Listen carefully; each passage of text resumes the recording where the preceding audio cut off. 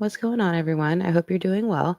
My name is Megan, and today we're going to be looking at part one of the Megan Boswell trial. She was found guilty of murdering Evelyn Boswell, her daughter, on February of 2025 this year. So we're going to start off with kind of an intro into the disappearance of Evelyn and when they found her body, and then we're going to go into the trial and her interviews, Megan Boswell's interviews. After that, we'll kind of follow up with all of the investigators, detectives, and family and friends interviews as well. So again, I want to thank you for clicking on the video. If you enjoy it, please give it a thumbs up, and we'll be doing more trials like this in the future. So let's go ahead and get started. The search for a missing toddler became an investigation into the tragic death of Evelyn Mae Boswell. During the search, investigators discovered human remains believed to be those of a 15-month-old girl. Evelyn. Hi. But what happened to her? It's a story full of deception and lies. The reason I didn't report it or anything is because I knew the person who had her. Do you know where Evelyn is? Is Evelyn's mother telling the whole truth? Every time we talk to her, her story changes. I'm serious when I say that, every single time. One of Sullivan County's biggest mysteries. I pray that I'll never see another case like this come through.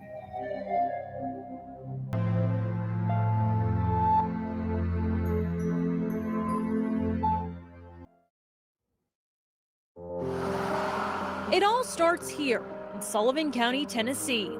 Sullivan County it has a population of approximately 158,000. It's made up of three cities: Kingsport, Bristol, and Bluff City. Joey Strickler is the captain over the Criminal Investigations Division.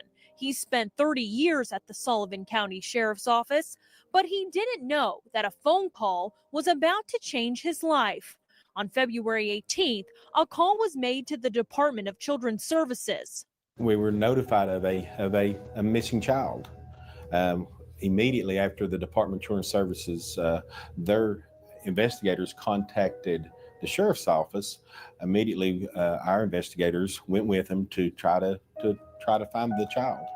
That child was Evelyn Mae Boswell, a 15-month-old baby girl with blue eyes and wispy blonde hair. Evelyn. Hi. A family member had said that they hadn't seen the child in a while and was inquiring about it and didn't think something was right. What happened was a mystery that was about to spiral out of control. Captain Andy Siebold, the public information officer, was the first to relay information that the department needed help locating the missing child. Right now, we're not sure of her exact location. It could be anywhere for what we know. Evelyn was described as last seen wearing a pink bow, pink tracksuit, and matching pink shoes. The family member who reported her missing hadn't seen her since December, almost 2 months before she was reported missing to police. A desperate search underway for a toddler who's been missing since December. We begin right now with breaking news. An Amber Alert issued out of Sullivan County. The search for Evelyn Boswell continues today. The 15-month-old is still missing. The case quickly gained media attention. But where was Evelyn? And why did someone wait 2 months to report her missing? Questions Captain Strickler also wanted to know. So we were already behind the eight ball. We didn't know what we had at that time. What they had was questions, especially for Evelyn's mother, Megan Boswell. Evelyn's mother, Megan Boswell, is 19 years old. She grew up here on Muddy Creek Road in Blountville. Megan became pregnant with Evelyn at a young age. Evelyn's father, Ethan Perry, joined the military before Evelyn was born. He's stationed in Louisiana. Perry has remained silent about her disappearance, and there isn't much known about the relationship between Perry and Megan, where it began and where it ended. Megan's life has been chaotic from the start. Police records show her parents have been in and out of jail. Yes, some of the Boswells have been known to law enforcement. Tommy Boswell and Angela Boswell gave birth to Megan in 2001. In November 2018, Megan gave birth to her only child, Evelyn, who was now at the center of this Amber Alert. What have you been telling the police? Do you know where Evelyn is?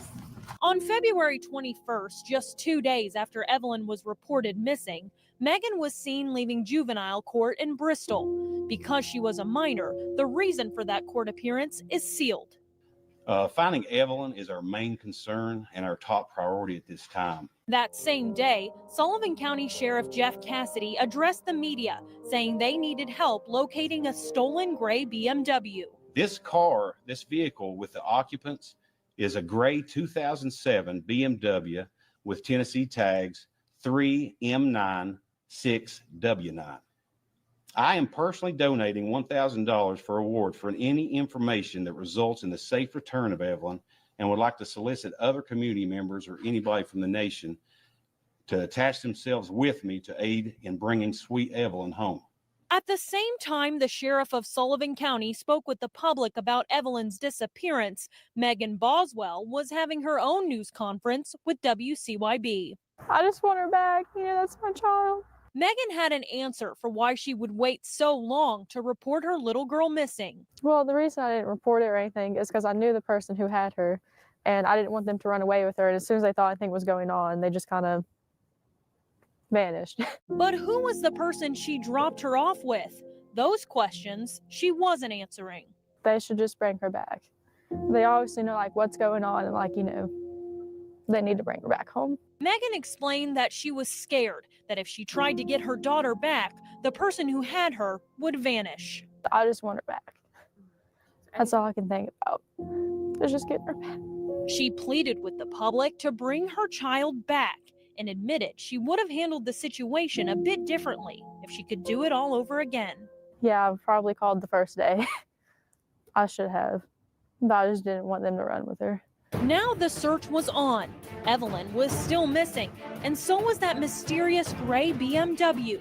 Who was driving that vehicle, and why did police want to speak with them? We had that one goal. We wanted Evelyn back. We wanted Evelyn safe. The Sullivan County Sheriff's Office wasn't any closer to an answer on where baby Evelyn was. Thousands of tips began to come through the Tennessee Bureau of Investigation hotline. But little Evelyn was not in that vehicle, and the sheriff's office still had no clue on where she could be. We all, I guess, had a dream and a hope of that baby, Evelyn, running to one of us. Angela and William appeared in court in Wilkes County. Angela told the judge she wanted to return home and look for her granddaughter, and McLeod said he had no idea the car wasn't paid for. While those two were preparing to be extradited back to Tennessee, the sheriff's office was continuing to receive hundreds of tips a day. There is nobody that wanted Evelyn back safe than the Sullivan County Sheriff's Office and the TBI and the FBI. While police investigated those leads, the public was doing their own investigating. Social media took off with rumors about the Boswell family and where Evelyn could be. On February 25th, she was seen leaving the Sullivan County Sheriff's Office a week after baby Evelyn was reported missing. It just gets worse every day. This time, she was more forthcoming with information. Well, they were like, oh, you can't talk about the case, but it's my child. I just really don't care at this point. It's my baby. Megan addressed the social media rumors, saying she didn't care that people assumed she had something to do with Evelyn's disappearance. It depends on if you talk to somebody who actually knows me, if you're talking to somebody on the internet who lives 500 miles away and is just trying to speculate in on it. Because if you talk to anybody who actually knows me, they know that I would never hurt Evelyn or do anything like that. So why not take a polygraph test and clear your name? Her answer was she couldn't. I am pregnant. That's why they won't give me a polygraph. Due to policy, if you're pregnant, they cannot give you one. Megan also urged the public to continue searching. $56,000 in reward money, nobody gives a about getting them in trouble. We all just want the baby back. I promise you, TBI does not care. Nobody cares. It's just getting the baby back. But that would be the last time Megan would speak freely to the media. That night, Megan was booked into the Sullivan County Jail for false reporting. In this case, we were immediately met with Megan with deception and with lies. we can say that Evelyn went missing in and around sometime in December. It was reported February the 18th. So we're already behind the eight ball, which is within itself frustrating. Sheriff Cassidy once again addressed the media, pleading for anyone with information to come forward. Anyone with relevant information concerning Evelyn's whereabouts are asked to call 1-800-TBI-5. The sheriff also touched on the statements Megan made to WCYB concerning why she wouldn't take a polygraph test. She was never asked to meet us for any polygraph. We don't actually have a polygraph examiner. Tennessee Bureau of Investigation does the polygraphing. We never set up any type of interview for her. And the pregnant statements, I'll have to leave that to her. That's information she released to you. Of course, it being medical, there's HIPAA violations that we have to look into. But a check of the Sullivan County jail records revealed that Megan was not telling the truth about her new baby. When Megan was booked into jail, the number of pregnant inmates did not change. The search continues for Evelyn Boswell, who hadn't been seen by certain family members since December. Police ran down multiple leads that came from Evelyn's mother. So every time she would tell us something, we would run it down.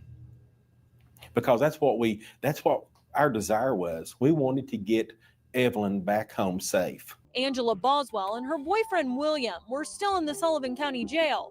Angela finally bonded out with a court order that she must wear an ankle monitor, but was not ready to answer questions. When was the last time you All saw right, get her? your hands off of me. Back up. Right now. Where's Back up. Evelyn? Put your hands off of me. Do you know where she is? Is she alive? Days later, William also bonded out of jail, keeping his silence on what happened. But finally, after days, a break in the case. Breaking tonight, the Sullivan County Sheriff's Office says they have found human remains believed to be those of missing 15-month-old Evelyn Boswell. Heartbreaking news that the little girl who stole the hearts of thousands was finally found.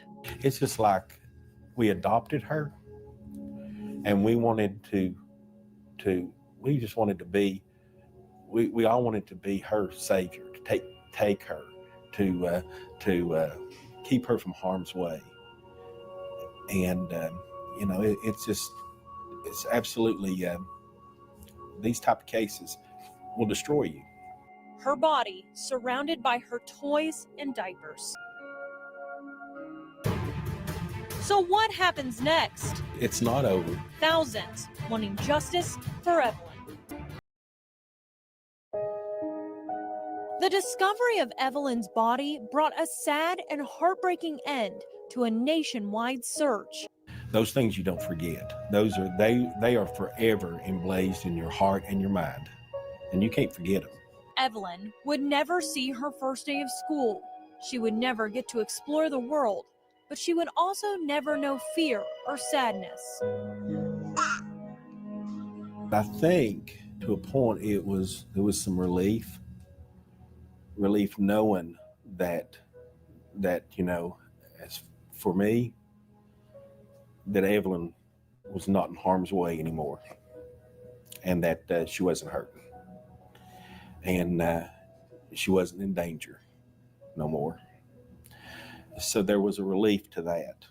Relief also came to thousands of complete strangers who brought toys and gifts for a little girl they never knew but still loved. I'm heartbroken. I'm trying to not cry now. It's horrible. Megan Boswell now has a court-appointed attorney, Brad Sproles. She's appeared in court for her false report charge. At the bond hearing in March, the court asked the witness, Brian Fraley, the fine agent with the TBI, if Miss Boswell had made any inculpatory statements, and he answered yes. And I believe that made the court believe that there may be additional charges on the horizon. Sproles was right. In May, Megan was charged with 10 more counts of filing a false report, but no charges have been handed down in Evelyn's death. It's not over for the detectives at the Sullivan County Sheriff's Office. If anything, it's now the beginning. There is nobody from in this nation, from one coast to the other, that wants to see justice for Evelyn more than we do. And we're going to do everything we possibly can to make that happen. But it's going to take a while.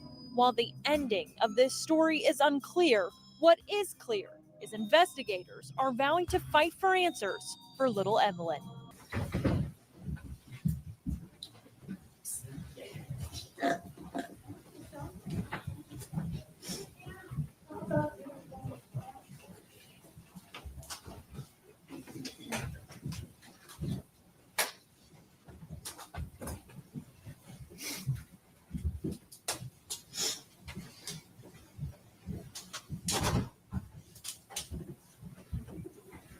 You guys can be seated. The jury remains standing. Be sworn, please.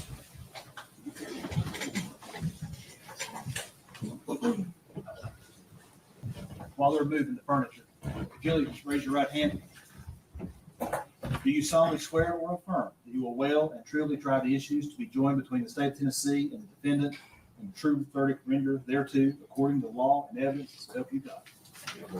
Be seated.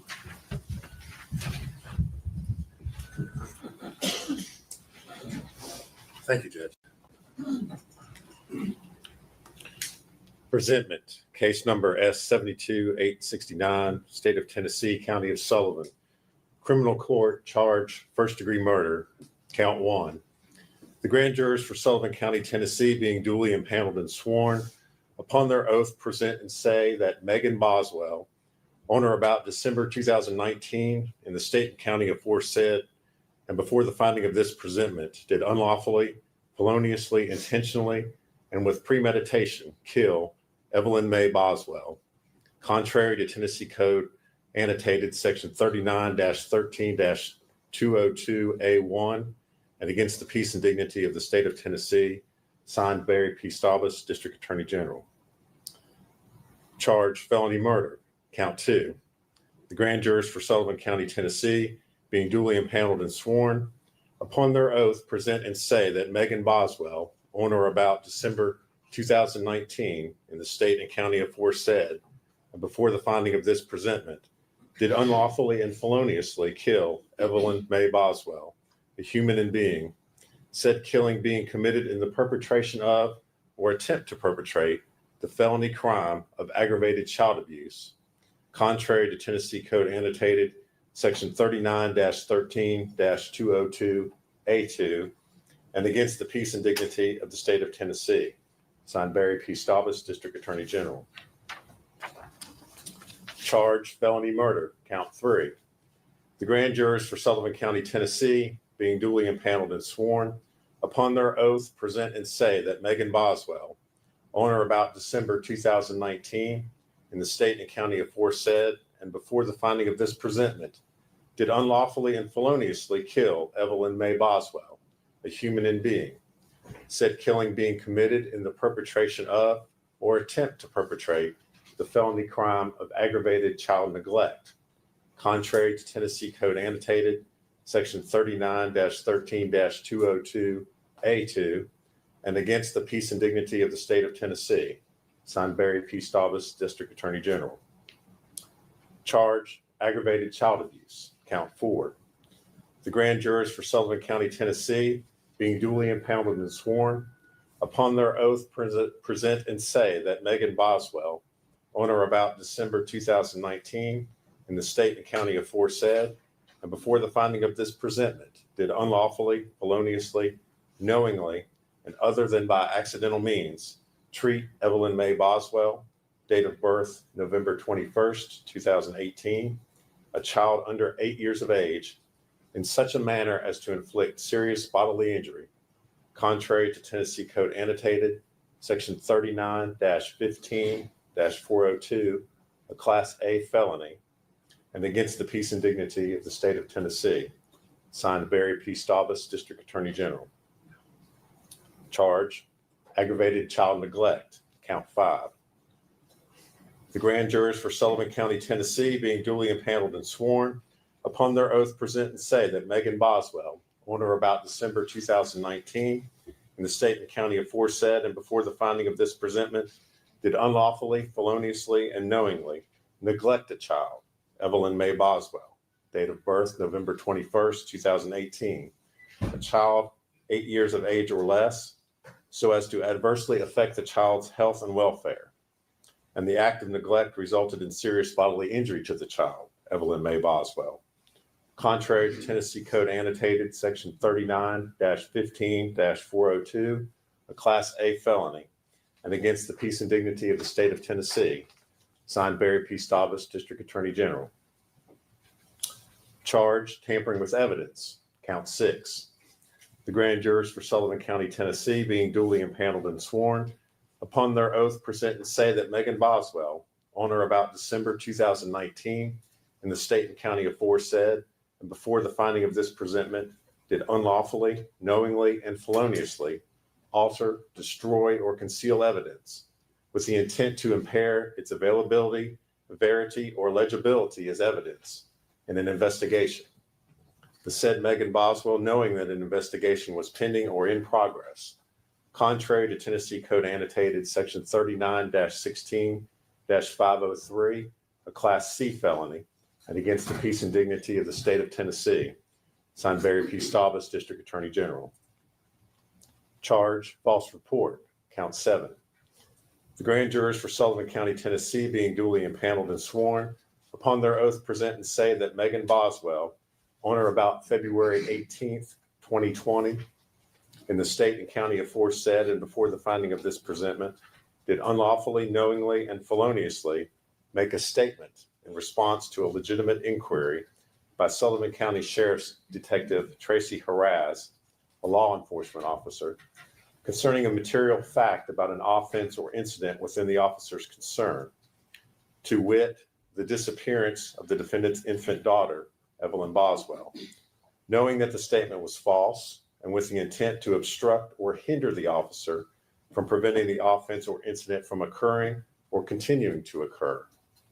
The said false statement concerning Evelyn Boswell and the defendant's claim that her infant child was with the child's father, Ethan Perry, contrary to Tennessee Code Annotated Section 39-16-502, a Class D felony, and against the peace and dignity of the state of Tennessee, signed Barry P. Staubus, District Attorney General. Charge, false report, count 8. The grand jurors for Sullivan County, Tennessee, being duly impaneled and sworn, upon their oath present and say that Megan Boswell, on or about February 18th, 2020, in the state and county aforesaid and before the finding of this presentment, did unlawfully, knowingly, and feloniously make a statement in response to a legitimate inquiry by Sullivan County Sheriff's Detectives Michelle Gillum and Tracy Haraz, law enforcement officers, concerning a material fact about an offense or incident within the officer's concern, to wit, the disappearance of the defendant's infant daughter, Evelyn Boswell, knowing that the statement was false and with the intent to obstruct or hinder the officer from preventing the offense or incident from occurring or continuing to occur. The said false statement concerning the defendant's alleged lack of knowledge of the whereabouts of her infant daughter and her alleged efforts to locate her daughter, contrary to Tennessee Code Annotated Section 39-16-502, a Class D felony, and against the Peace Office District Attorney General. Charge, false report, count 9. The grand jurors for Sullivan County, Tennessee, being duly impaneled and sworn, upon their oath present and say that Megan Boswell, on or about February 18th, 2020, in the state and county aforesaid and before the finding of this presentment, did unlawfully, knowingly, and feloniously make a statement in response to a legitimate inquiry by Sullivan County Sheriff's Detective Lieutenant Steve Williams, a law enforcement officer, concerning a material fact about an offense or incident within the officer's concern, to wit, the disappearance of the defendant's infant daughter, Evelyn Boswell, knowing that the statement was false and with the intent to obstruct or hinder the officer from preventing the offense or incident from occurring or continuing to occur. The said false statement concerning the alleged last physical contact that the defendant had with her infant daughter and Ethan Perry's alleged refusal to respond to her text and voicemails regarding her daughter following an argument with Ethan Perry about the custody arrangements concerning her daughter.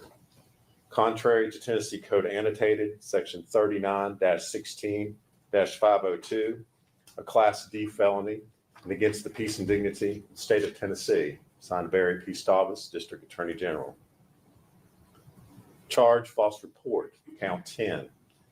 The grand jurors for Sullivan County, Tennessee, being duly impaneled and sworn, upon their oath present and say that Megan Boswell, on or about February 18th, 2020, in the state and county aforesaid and before the finding of this presentment, did unlawfully, knowingly, and feloniously make a statement in response to a legitimate inquiry by Sullivan County Sheriff's Detective Captain Joey Strickler, a law enforcement officer, concerning a material fact about an offense or incident within the officer's concern, to wit, the disappearance of the defendant's infant daughter, Evelyn Boswell, knowing that the statement was false, and with the intent to obstruct or hinder the officer from preventing the offense or incident from occurring or continuing to occur.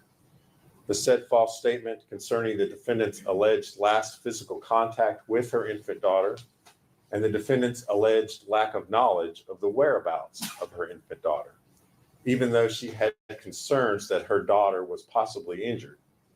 Contrary to Tennessee Code Annotated, Section 39-16-502, a Class D felony, and against the peace and dignity of the state of Tennessee, signed Barry P. Stavas, District Attorney General.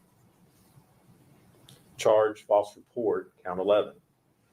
The grand jurors for Sullivan County, Tennessee, being duly impaneled and sworn, upon their oath, present and say that Megan Boswell, on or about February 19th, 2020, in the state and county aforesaid and before the finding of this presentment, did unlawfully, knowingly, and feloniously make a statement in response to a legitimate inquiry by Federal Bureau of Investigation agents Jeff Blanton and Todd Wilcox, law enforcement officers, concerning a material fact about an offense or incident within the officer's concern, to wit, the disappearance of the defendant's infant daughter, Evelyn Boswell, knowing that the statement was false and with the intent to obstruct or hinder the officer from preventing the offense or incident from occurring or continuing to occur.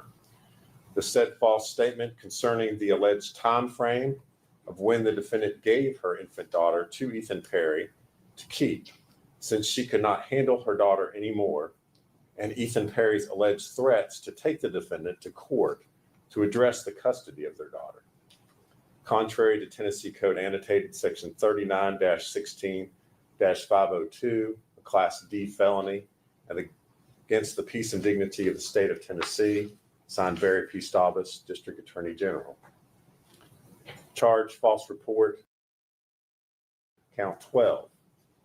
The grand jurors for Sullivan County, Tennessee, being duly impaneled and sworn, upon their oath present and say that Megan Boswell, on or about February 20th, 2020, in the state and county aforesaid and before the finding of this presentment, did unlawfully, knowingly, and feloniously make a statement in response to a legitimate inquiry by Sullivan County Sheriff's Detective Captain Joey Strickler, a law enforcement officer, concerning a material fact about an offense or incident within the officer's concern, to wit, the disappearance of the defendant's infant daughter, Evelyn Boswell, knowing that the statement was false and with the intent to obstruct or hinder the officer from preventing the offense or incident from occurring or continuing to occur. The said false statement concerning the defendant's alleged claim that she last saw her infant daughter in the custody of Ethan Perry on December 26, 2019, and that she had not contacted the police to report her missing child on the advice of Angela Boswell, the defendant's mother. Contrary to Tennessee Code Annotated, Section 39-16-502, a Class D felony, and against the peace and dignity of the state of Tennessee, signed Barry P. Stavas, District Attorney General. Charge, false report, count 13.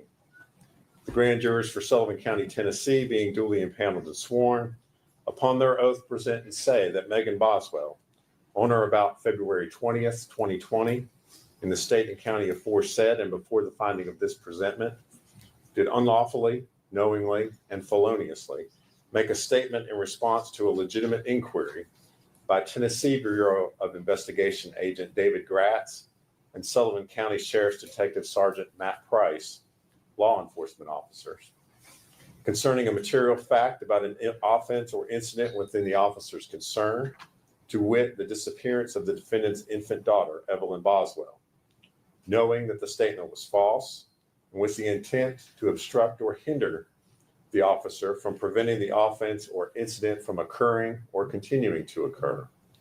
The said false statement concerning the defendant's mother, Angela Boswell, possibly having her infant daughter, but refusing to share with the defendant the location of her daughter and whether she had custody of the defendant's daughter.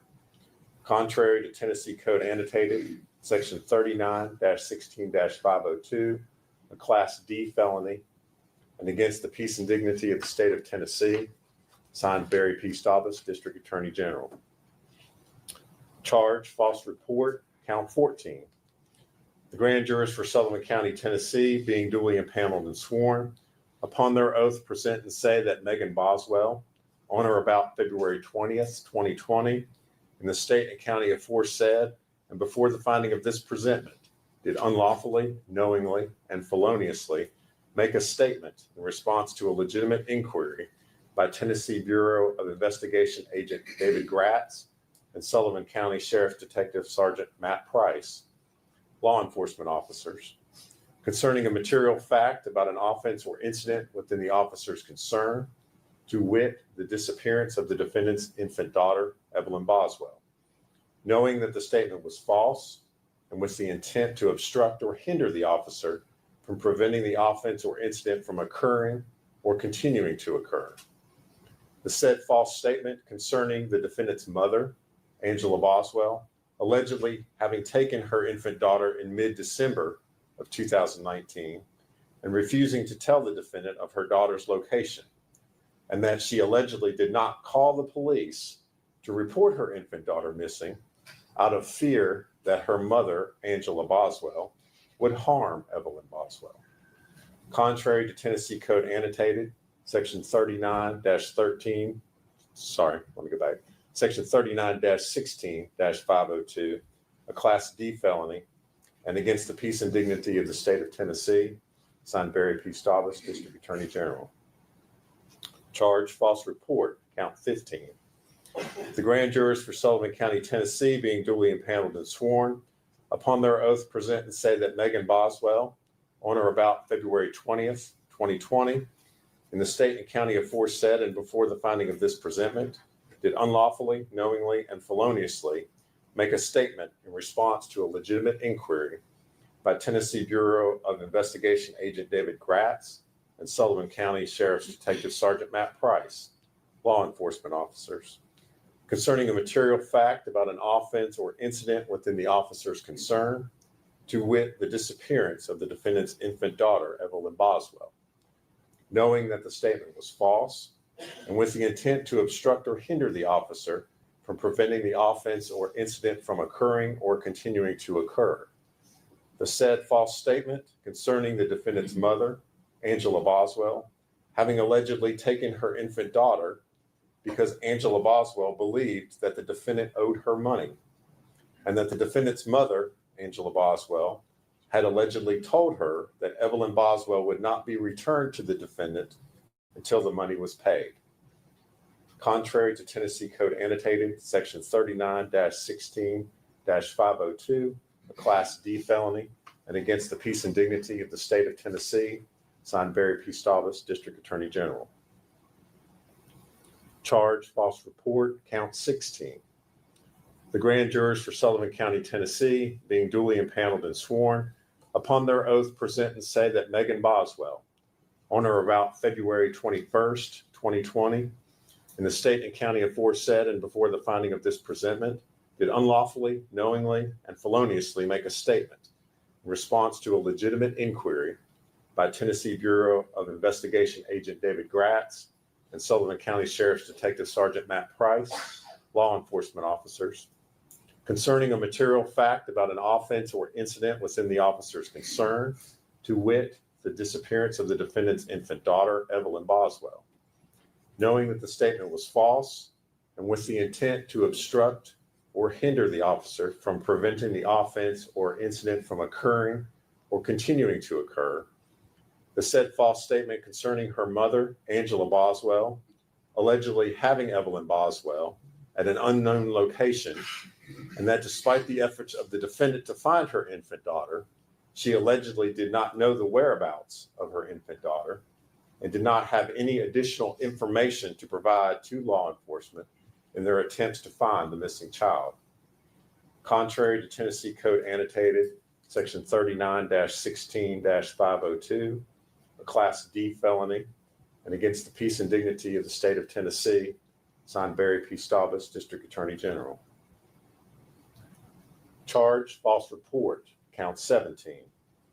The grand jurors for Sullivan County, Tennessee, being duly impaneled and sworn, upon their oath present and say that Megan Boswell, on or about February 23rd, 2020, in the state and county aforesaid, and before the finding of this presentment, did unlawfully, knowingly, and feloniously make a statement in response to a legitimate inquiry by Tennessee Bureau of Investigation Assistant Agent in Charge, Chris Wilhoit, a law enforcement officer, concerning a material fact about an offense or incident within the officer's concern, to wit, the disappearance of the defendant's infant daughter, Evelyn Boswell.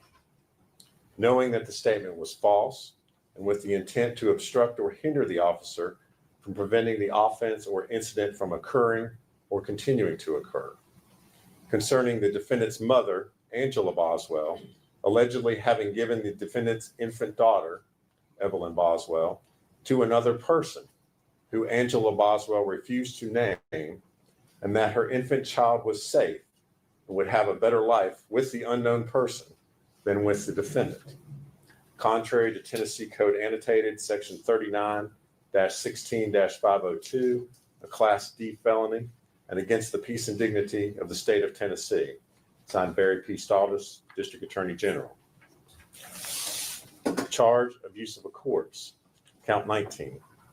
The grand jurors for Sullivan County, Tennessee, being duly impaneled and sworn, upon their oath present and say that Megan Boswell, on or about December 2019, in the state and county aforesaid, and before the finding of this presentment, did unlawfully, knowingly, and feloniously, and without legal privilege, physically mistreat a corpse in a manner offensive to the sensibilities of an ordinary person, contrary to Tennessee Code Annotated, Section 39-17-312, a Class E felony, and against the peace and dignity of the state of Tennessee, signed Barry P. Staubus, District Attorney General.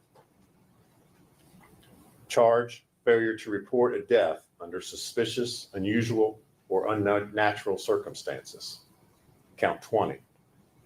The grand jurors for Sullivan County, Tennessee, being duly impaneled and sworn, upon their oath present and say that Megan Boswell, on or about December 2019, in the state and county aforesaid, and before the finding of this presentment, did unlawfully, knowingly, and feloniously fail to report the death of her infant daughter, Evelyn Boswell, to the county medical examiner, local police, district attorney general, or sheriff, where the death was from violence, trauma, or in any suspicious, unusual, or unnatural manner, contrary to Tennessee Code Annotated, Section 38-7-108, a Class E felony, and against the peace and dignity of the state of Tennessee, signed Barry P. Staubus, District Attorney General. True bill was returned 22nd day of May 2024, and it's signed Sally Sierra, foreman of the grand jury. Mr. Scott, how does Ms. Boswell plead in each count? Defendant pleads not guilty in every count. No, thank you, sir. Approach. General, you have opening statements? Yes, Your Honor. Go ahead.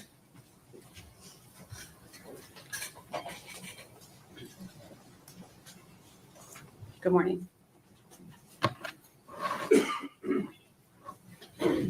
Today we're going to talk about Evelyn Boswell for a few minutes.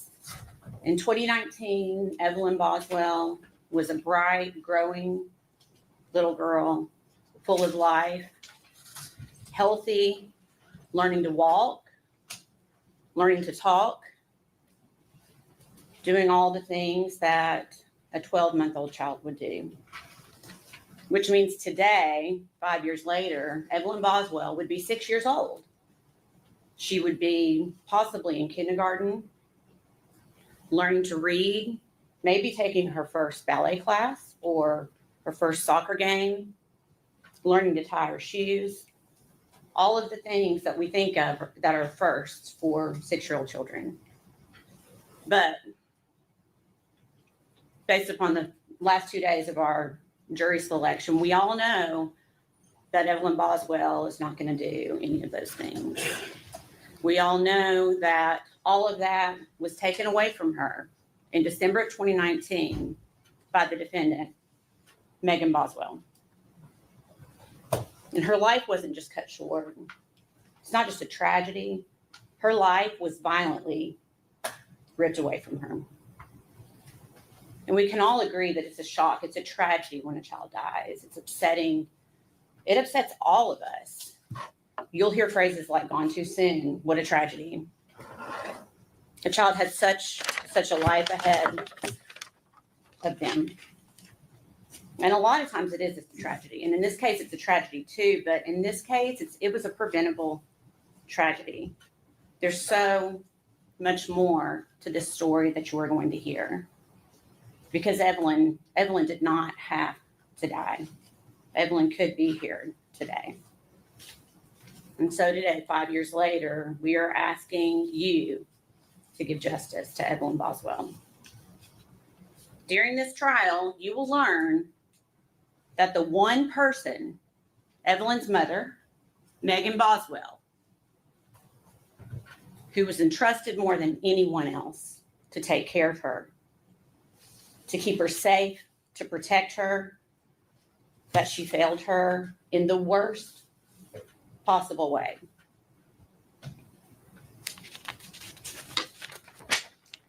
You will hear proof that the last time Evelyn Boswell was seen alive was December 6th, 2019. You're going to hear that date a few times during this trial. That is the last time that Evelyn Boswell was seen alive. And that was just a few weeks after her first birthday. And you're going to hear from many witnesses who saw Evelyn frequently, saw her all the time, family members, Megan Boswell's friends, that all of a sudden are like, where's Evelyn? Where's Evelyn? We're not seeing. They're concerned. And they would ask Megan Boswell about it. And every time Megan had an answer. Megan concocted a story. And I'm not going to tell you now what she said. You're going to hear that in the proof. But she told all kinds of different stories, depending on the person that she was talking to. And you will hear from those witnesses today. But you will hear, or this week, but you will hear there was concern. But, they knew Megan. They thought they knew Megan, I should say. And so they wanted to trust that what she was telling them was the truth. But it was not the truth. So after December, what happens next? We have Christmas, New Year's. Where's Evelyn? There is no Evelyn. You will not see any proof that Evelyn was seen at Christmas, New Year's. Then we jump to January. The entire month of January 2020, 31 days.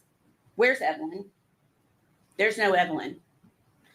People are really starting to get concerned, and Megan Boswell continues to concoct stories of where Evelyn is to try to help people make sense so she can keep this going. The entire month of February 2020. Where's Evelyn?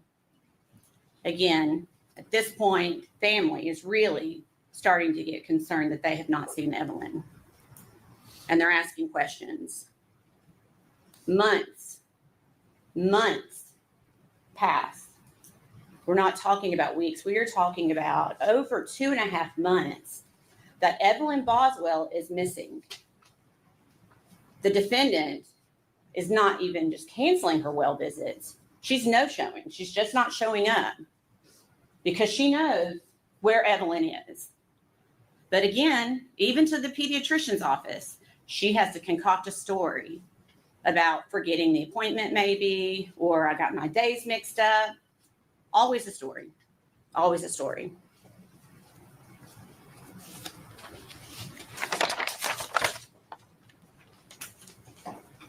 So we know now, we did not know then, but we know now that from early December, Evelyn Boswell, even though it had not been reported by Megan Boswell, Evelyn Boswell was a missing child from early December until almost the end of February. She was a missing child. And the only person who knew that, the person who was entrusted to take care of her the most, is the only person who knew that Evelyn was actually missing. And she just left it unreported.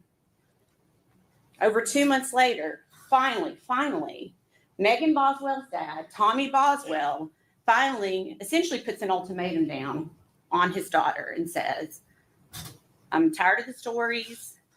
If you don't show me my grandchild by the next day, I'm essentially calling the police. Well, Megan knew she could not do that, and she did not do that. And Tommy Boswell finally was the one to report Evelyn missing on February 18th of 2020. Finally, law enforcement gets involved. The Tennessee Bureau of Investigation gets involved. The FBI gets involved. All hands on deck to find this missing child. She's finally reported missing.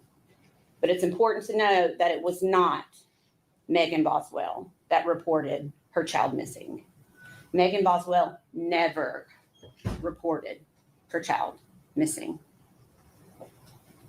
So you're going to hear from December of 2019 until February of 2020, when it's finally reported, that the defendant's biggest believable story, that really is probably what kept the family from reporting earlier, is she was saying that Evelyn was with her father, Ethan Perry. And you'll hear a lot about Ethan Perry, and you'll get to hear from Ethan Perry yourselves. Ethan Perry is actually not Evelyn's father, but Megan led him to believe that he was the father. And everyone, for all purposes, also believed Ethan Perry was the father. So to the family, they're like, well, that's good. He's stepping up. The father's stepping up. That's good. We're proud of him.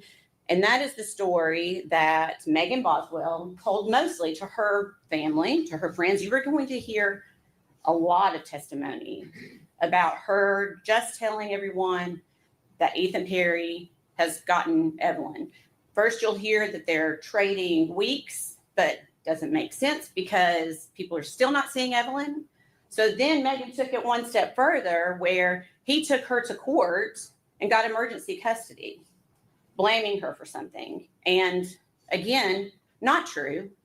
There was never court. There were no documents.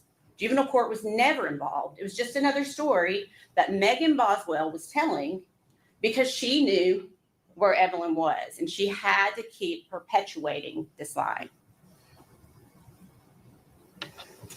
Interestingly enough, she didn't think it through completely because Ethan Perry at the time was in the Army in Louisiana.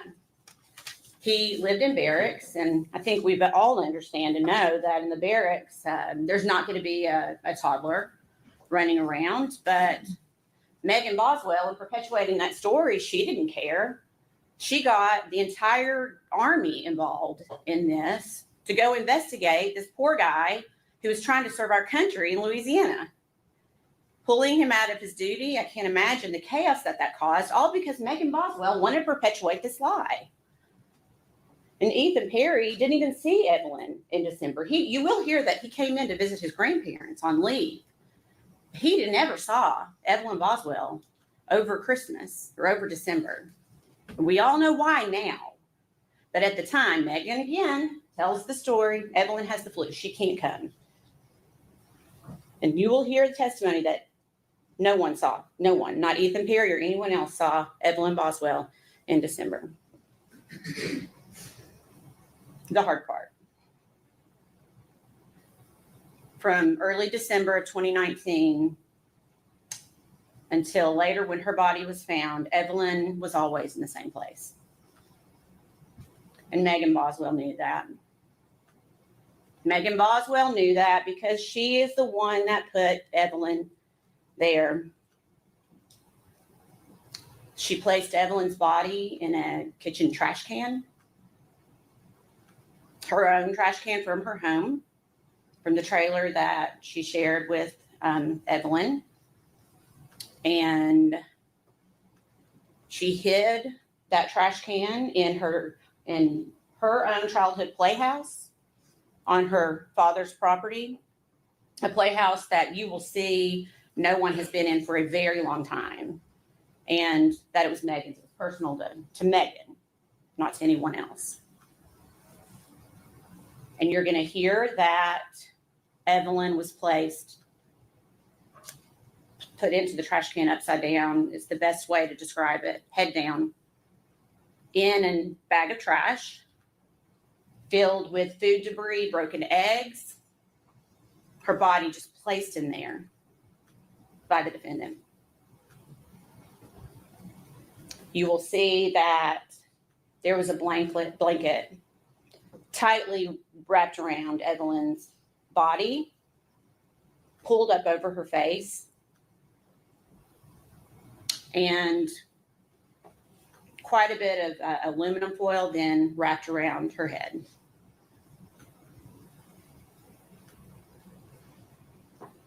The blanket completely covering her face, the foil completely covering her head.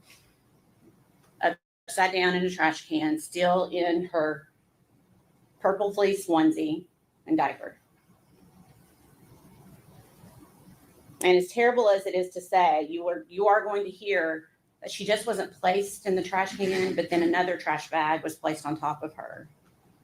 And that trash bag was shoved down into the trash can, compressing Evelyn into the trash can. That's what we're dealing with today. And you're going to hear proof that directly links only one person to this crime, this horrendous crime. You are going to hear that the only person linked to this crime is sitting at this table right here. You are going to hear it from many witnesses. You're going to hear all of the stories that she concocted, the lies that she told, and you're going to hear forensic evidence that links the defendant, Megan Boswell, and only the defendant, Megan Boswell, to this crime.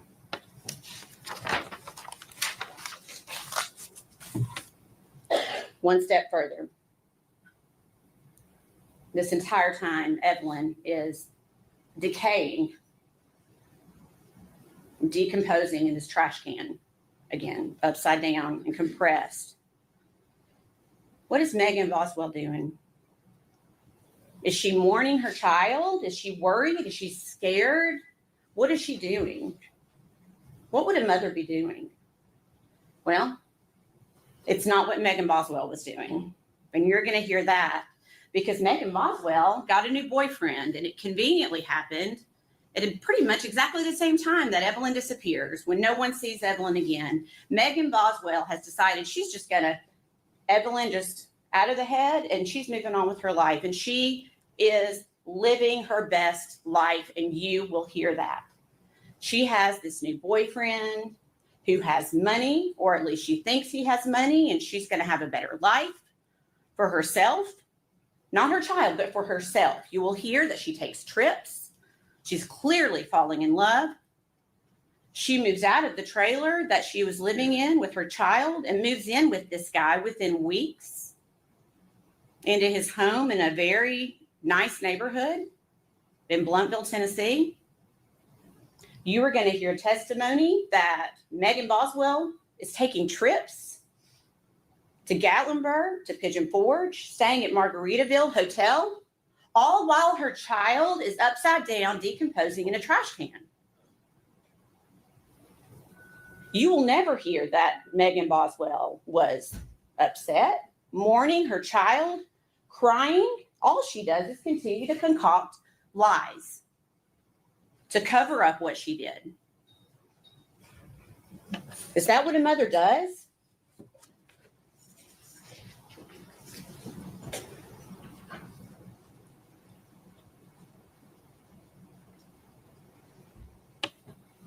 So you will hear that when Tommy Boswell reports, it's essentially all hands on deck with law enforcement. Immediately, law enforcement goes into action, and you are going to hear so much proof about how much effort went into finding this baby, how much time and hours worked by every law enforcement agency in North Carolina, East Tennessee, Middle Tennessee, everyone putting their efforts into trying to find this little girl and hoping, just hoping to find her alive. So then Megan Boswell then, of course, comes clean, right? Once law enforcement's involved, because Megan knows where Evelyn is, so she's gonna tell law enforcement, right? The answer is no. You probably can gather that by General Harper reading the indictment for about 40 minutes this morning. Megan Boswell continues to perpetuate her stories, concocting anything, blaming anyone else. Ethan Perry, for a day, 2 days, she continues that story of Ethan Perry. Then you'll hear she admits that's not true. So then she tries to blame her mom, her own mom. She decides to try to blame to try to get out of this because she knows this snowball is rolling down this hill and she's trying to stop it the best she can. Why is she doing that?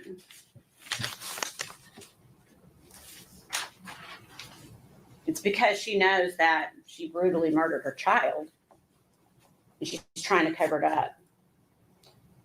And maybe she had that hope that Evelyn would never be found. And even to this day, 5 years later, Evelyn would still be a missing child. The defense said something really interesting in jury selection yesterday afternoon that I want to touch on. He said to you, you only have one chance to get this right. Do you remember that? Then he said, Megan only has one chance to get this right. Do you remember that?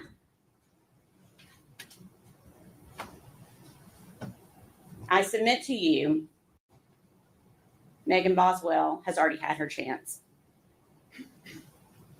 She was gifted with a beautiful child, a healthy, vibrant little girl. Evelyn was perfect.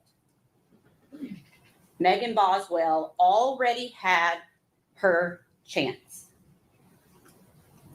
So today is Evelyn's chance. Today is our chance to get it right, not Megan's. Today's our chance to get it right for Evelyn. I know this is not easy for any of you. Thank you for serving. I promise you that this is not for any of us. It is not easy for any of us. But it's so important for us to be here today. You know you're going to see pictures that you don't want to see. You know you're going to hear things that you don't want to hear. But that's how we tell Evelyn's story. What she endured before her death, during her death, and even after her death. And where she had to sit for months while her mother continued to live her life as if Evelyn didn't exist. Ladies and gentlemen, at the close of this proof, we believe you will be left with no doubt at all that the defendant, Megan Boswell, is guilty as charged in every count of the indictment. Thank you. Thank you, Joe. Mr. Scott.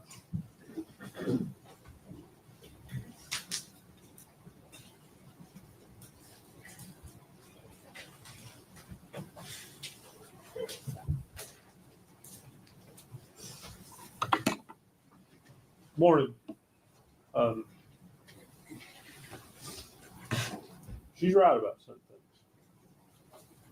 And this is a terrible situation. There's a child, 13-month-old child, dead in a trash can. There's no getting around that. Hold on just a minute. Ladies and gentlemen, I'm going to have you go with the officer. Stand, please.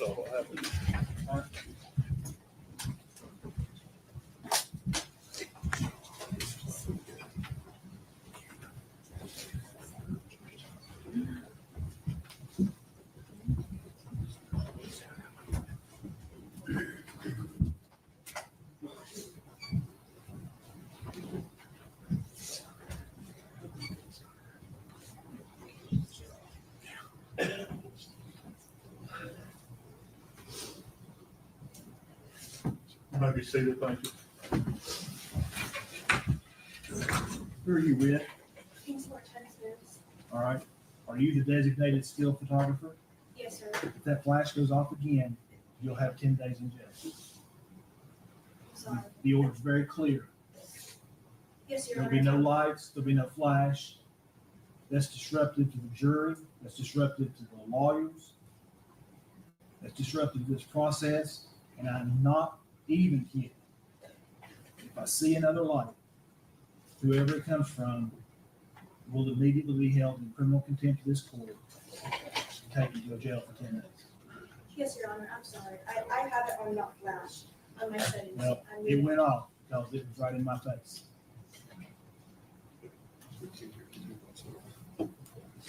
Now, I got a feeling that one or two of them is going to take about, which is going to mean it's going to take us like 15 minutes to get started. So we'll take about 10 minutes. Thank you. Court stands in recess. I don't really know where I was at, but when I averages, Ms. Massey, she's right about a lot of things. I mean, there's not a person in this courtroom that wants to be here discussing a dead child. Nobody. Not you all, not me. But the state asks you to convict Megan Boswell of first-degree murder. It's very interesting what they've done. They've asked you to convict Megan Boswell of first-degree murder in 3 different ways. They've asked you to find that it's a premeditated and intentional killing of her child.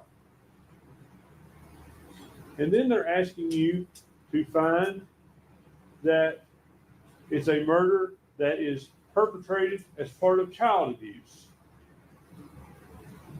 And then they're saying, well, if it's not that, surely it's because of child neglect. That's a problem. The state's theory is reasonable doubt in and of itself. They don't know what happened. They don't know how that child died, and they can't prove how that child died. I expect you'll hear from a couple of different medical examiners who come to somewhat the same conclusion, but one medical examiner, I think you'll hear from her, and she's went to, she has a very interesting theory. But I would suggest to you that her theory is flawed. And the proof will show you why it's flawed. Just like yesterday I was talking about in Vordaer, I think I asked a couple of you about the scientific method. And if you put in incorrect data, would you get incorrect results? And you will, if it's significant, data is significant.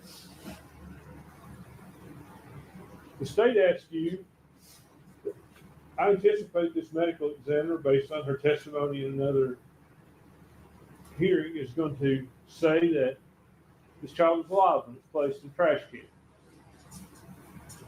But then again, the state says Megan's guilty of abuse of a corpse.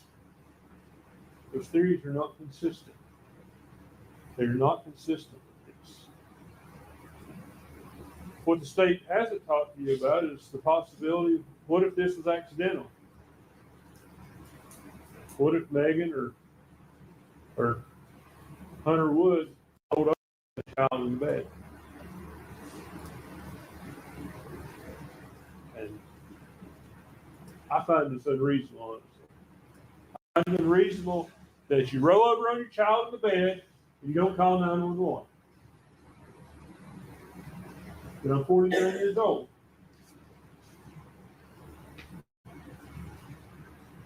I practiced law for close to 25 years.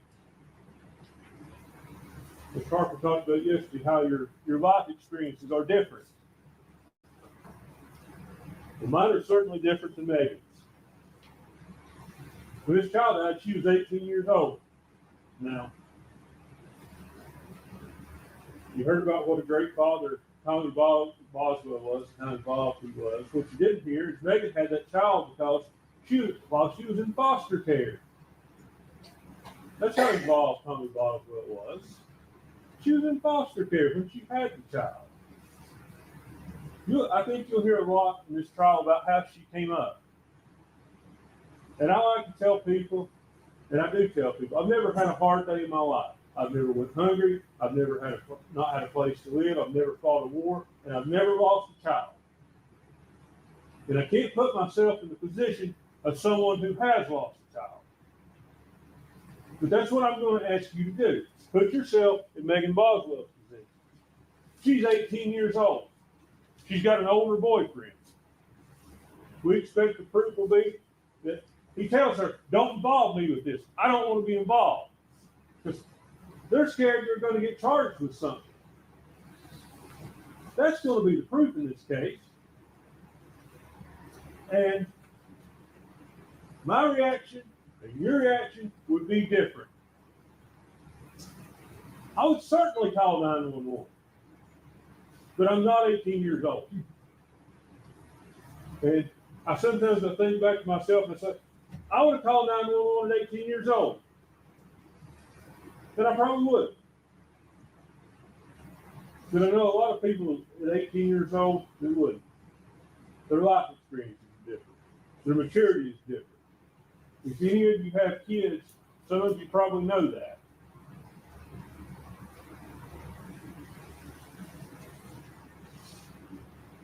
Now, I want to talk to you about about the indictment itself. We entered a not guilty plea to each and every count. So we're persistent in that. But that probably seems disingenuous to some of you all about certain things. And I want to explain why. Counts 7 through 17 charge false report. And to find a false report, they have alleged that she has acted with the intent to obstruct or hinder an officer from preventing the offense or incident from occurring. Well, the case of the death of her daughter, the death had already occurred, but she gave her statements.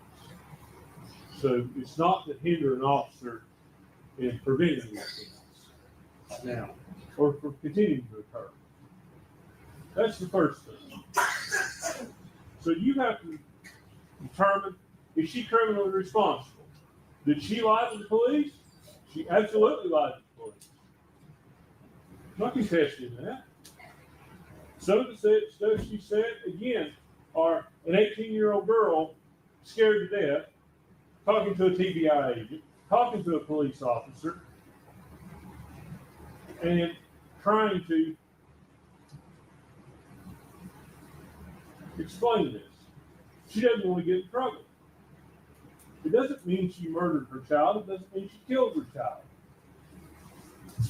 What it means is that's her perception that she's going to get in trouble for this. And despite all the assertions to the contrary by the state,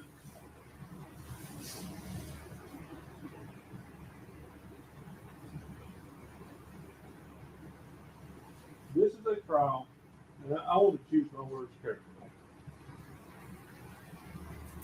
Ms. Nightingale talks about Evelyn. Now get this right for Evelyn. Get justice for Evelyn. Now I want you to hear me out before you judge my statement. There's nothing you all are going to do that's going to change anything for Evelyn. Not a thing. The child is gone. Your job here today, and in the coming days and weeks, is to decide whether Megan's actions are criminal or whether they're not criminal. I'm not asking you to find her innocent of anything, because that's not your function. Your job is to determine whether the state can prove beyond a reasonable doubt and to a moral certainty that she committed each and every element of the offenses charged. And you're not going to be able to do that. Their theories are absolutely inconsistent.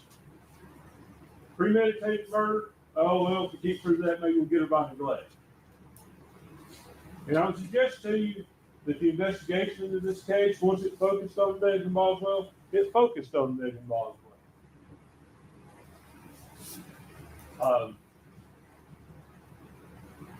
You'll see what little investigation there was into Hunter Wood, the boyfriend they talk about. It's like he's out of the picture. It's just Megan who did this. But we expect the proof will show you that he was involved with it, that he placed that baby there, that he had access to that property, that he'd been a lifelong friend of Megan's brother, Tommy Boswell Jr., who goes by Mike. He knew where that stuff was. Now, there are other things about the body and how it was found that doesn't come out in the proof. And I'll bring those to your attention later.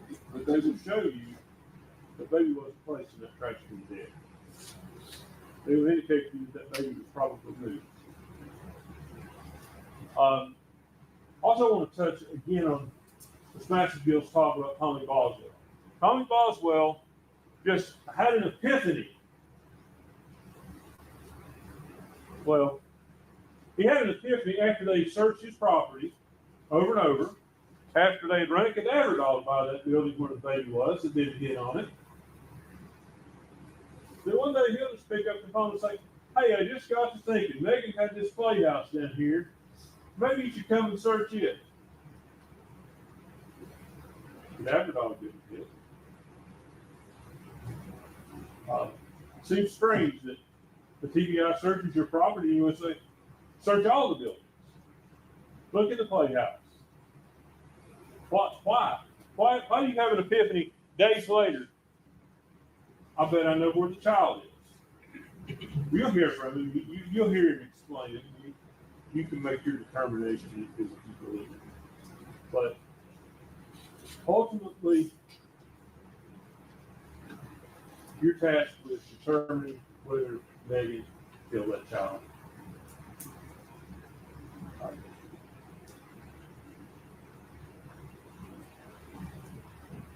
The child could have died sudden death syndrome. It's an upper range of sudden death syndrome, but it's still there. And that child, I think that child's date of birth is the middle of November. So when we say a 13-month-old child, the child was barely 13 months. Could have died from that. It could have died from some of the wrong outcome, as they believe. Just negative. And certainly, disposing of that body the way we disposed of it is not excusable. It doesn't excuse anything. It doesn't make it right. It doesn't mean she's right. It doesn't mean that. I want to talk to you about the last count that we pled not guilty to on abuse or failure to report a suspicious death. And As indicted,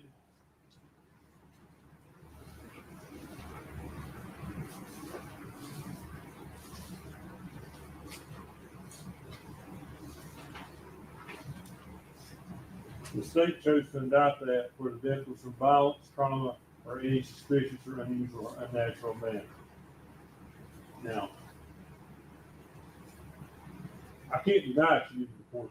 She didn't report it. There's no denying that. But what I would tell you is what that indictment leaves out is a key part of that statute. And had it included that, I would have pled guilty, had her plead guilty to that. And that talks about where the unexpected death of a child is severe health or sudden if death syndrome.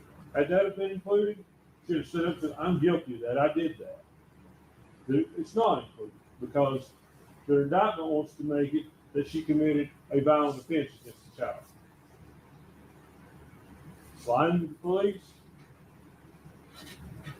improper disposal of the body, or whatever part she played in that, doesn't mean she murdered the child.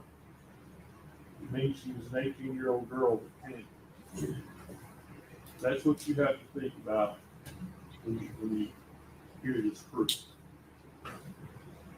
That's all I've got to say to you. I thank you for your time and attention. I know I'll probably cross-examine you. A lot of you fairly hard the other day. And I mean no disrespect by that. I just want you to know in the jury selection process, I did that because we have to have jurors that, make sure that you can be against. That's the only reason. I mean, absolutely no disrespect. If I was hard on you, I apologize for that, but I don't apologize for standing up for me. Thank you, Scott. General 21st witness. State would call Agent Brian Fraley. Raise your right hand, please, please. State your name. Brian Fraley. I solemnly swear affirm testimony about to give the truth, the whole truth, and nothing but the truth. Yes, sir, I'll do.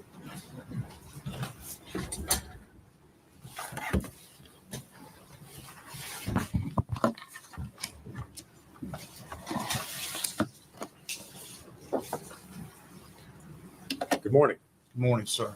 If you would introduce yourself to the jury, please. Good morning. My name is Brian Fraley, and I'm a special agent with Tennessee Bureau of Investigation. All right.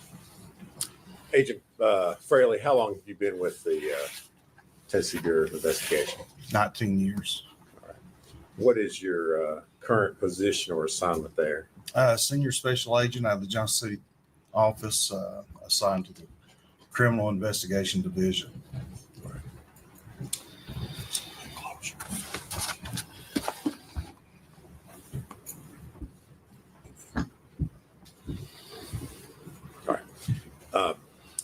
Agent Fraley, were you called upon to assist in the investigation into the disappearance and subsequently the death of Evelyn Boswell? Yes, sir, I was. All right. And do you remember when that was that you were called out to assist in that? Yes, sir. It was February 19th of 2020. Okay.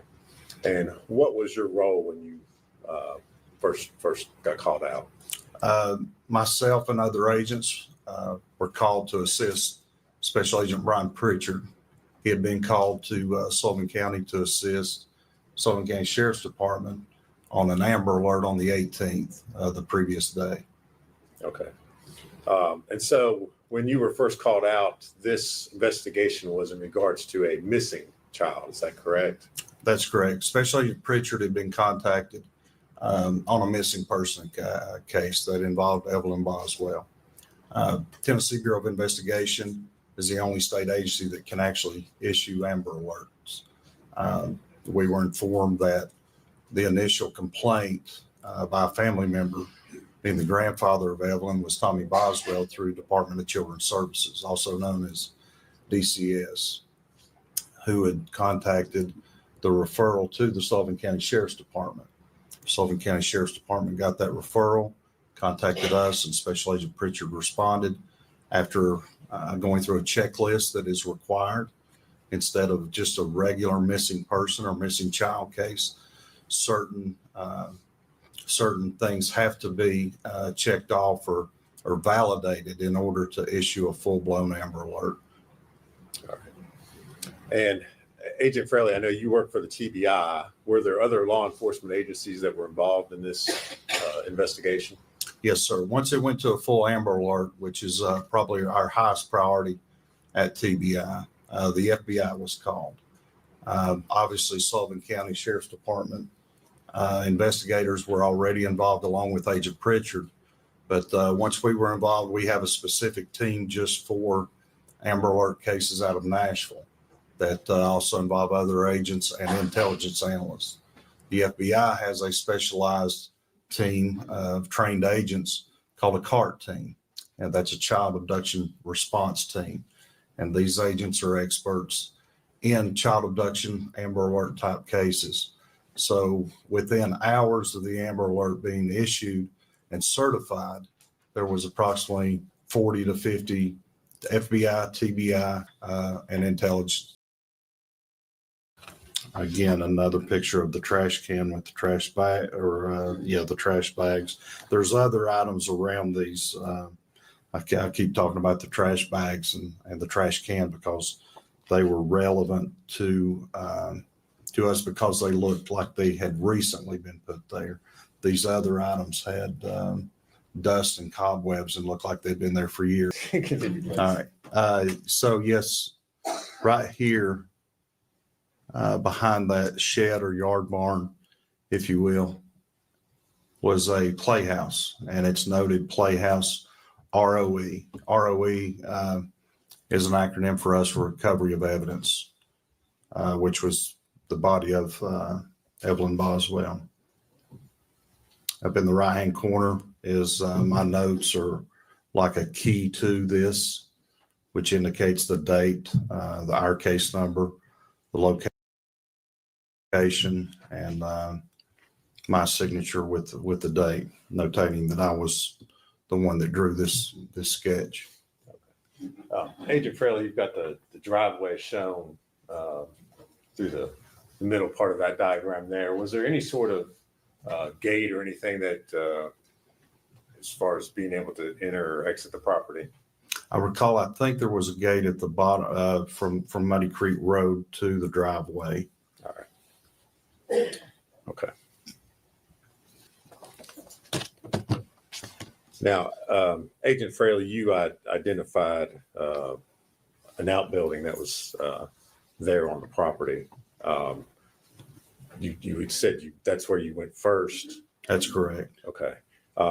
And I guess tell us what you found or what you observed when you went to that outbuilding. What was found there were multiple boxes of belongings of Megan Boswell that contained a variety of items specific to a young child. I recall there were clothing items, diapers, medicines, toys, those kind of things were the most common thing in those boxes. Agent Fraley, I'm going to show you 3 photographs and ask you if you can identify what's shown in those.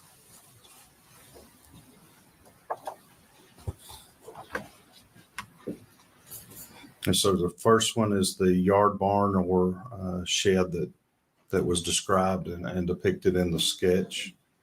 The home there to the right was, our understanding, Tommy's mother. The second, that's the first one. The second one is the same yard barn or shed, except in this one it has a picture of the what we were describing as a playhouse behind it. And then the third and final one is a closer photograph of the yard barn or shed with those items I just described. And do those photos accurately show how that shed or outbuilding looked when you arrived there on March the 6th, 2020? Yes, sir, it does. All right, Agent Fraley, I've got up on the screen what's been introduced as Exhibit 7. If you would tell the jury what they're looking at. So this is the yard barn or shed that I was describing. This was the home that was described to us as Tommy Boswell's mother. And then the items there that you can see with the open door inside of the shed or yard barn.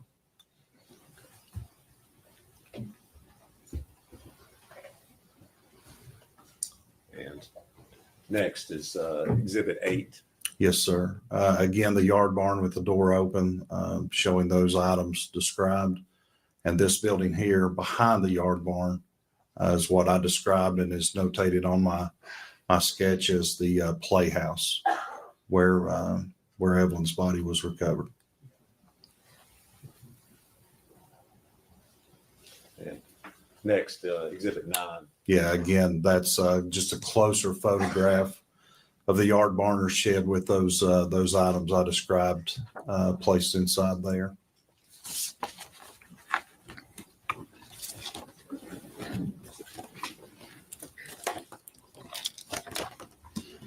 All right. Did you participate in, or I guess, what did you all do with the items that were that you saw located in that outbuilding there? Those were obviously photographed and documented as what they were processed. All right. Did you participate in that process, or were you just? Yeah, I think primarily the two inside there actually searching, going through the items was Special Agent David Gratz and Investigator Tracy Arras. Okay. Was that the end of your investigation of what you did there on the property? No, sir, it was not. Okay. What did you all do next? So we continued looking and led us to look inside the playhouse. Right. And we searched it.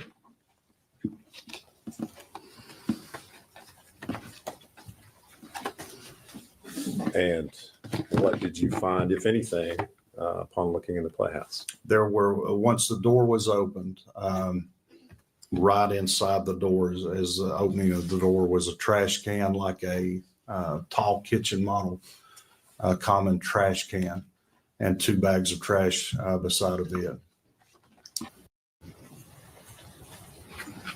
The first one I'm reviewing is a standalone picture of what I described as the playhouse that was by. Okay. The second one is a closer of the playhouse, a closer proximity with the door open. The third picture is the same thing with the door open. Third one is a closer photograph with the door open. It does depict, the third one depicts the trash can with the bags of trash, as does the second one depicting the trash can. The first one, the door was closed. The next one depicting an open door with the trash bags and the trash can. The next one, assorted items that were inside the playhouse, and they appeared at that time. They had been there longer than the trash can and trash bags. Again, picture from outside the playhouse looking in where the trash bag or the trash can was. And it's a closer picture that depicts a black trash bag in the top portion of the trash can. The next one is a picture of an area inside the playhouse that had this assorted items there that, again, appeared to be there for some time with dust and cobwebs on them. Next picture is another picture from right at the doorway. Again, the trash can, the trash bags. Again, another picture of the trash can with the trash bag, or the trash bags. There's other items around these. I keep talking about the trash bags and the trash can because they were relevant to us because they looked like they had recently been put there. These other items had dust and cobwebs and looked like they'd been there for years undisturbed. The last photograph I have is this is my hand in the picture. It's pulling back. It's over the trash can with what appeared to be a leg and a foot of a baby or a baby doll. It appeared at the time with the fleece blanket and the purple onesie, the clothing that had been described to us by Megan Boswell. When you made the observation that you made in the last, you described in the last photograph, did you do anything else with the trash can prior to the medical examiner's office? No, sir. At that time, we didn't. We stopped what we were doing. We'd found we'd found Evelyn, and we made phone calls. We had called the DA's office, advising them that we'd found her. We've called our chain of command, our supervisors, and the medical examiner's office, along with forensic pathology out of Johnson City, and waited till all those personnel arrived. Okay. Agent Fraley, the photographs that you just described and identified, do they truly and accurately depict the scene as you saw it inside the Playhouse on March the 6th of 2020? Yes, sir, it does. Judge, we would move to introduce those as full exhibits at this time. No objection. Agent Fraley, I'm going to start with Exhibit 10. Yes, sir. You would describe what the jury's looking at. That's a Playhouse that was located behind the yard barn.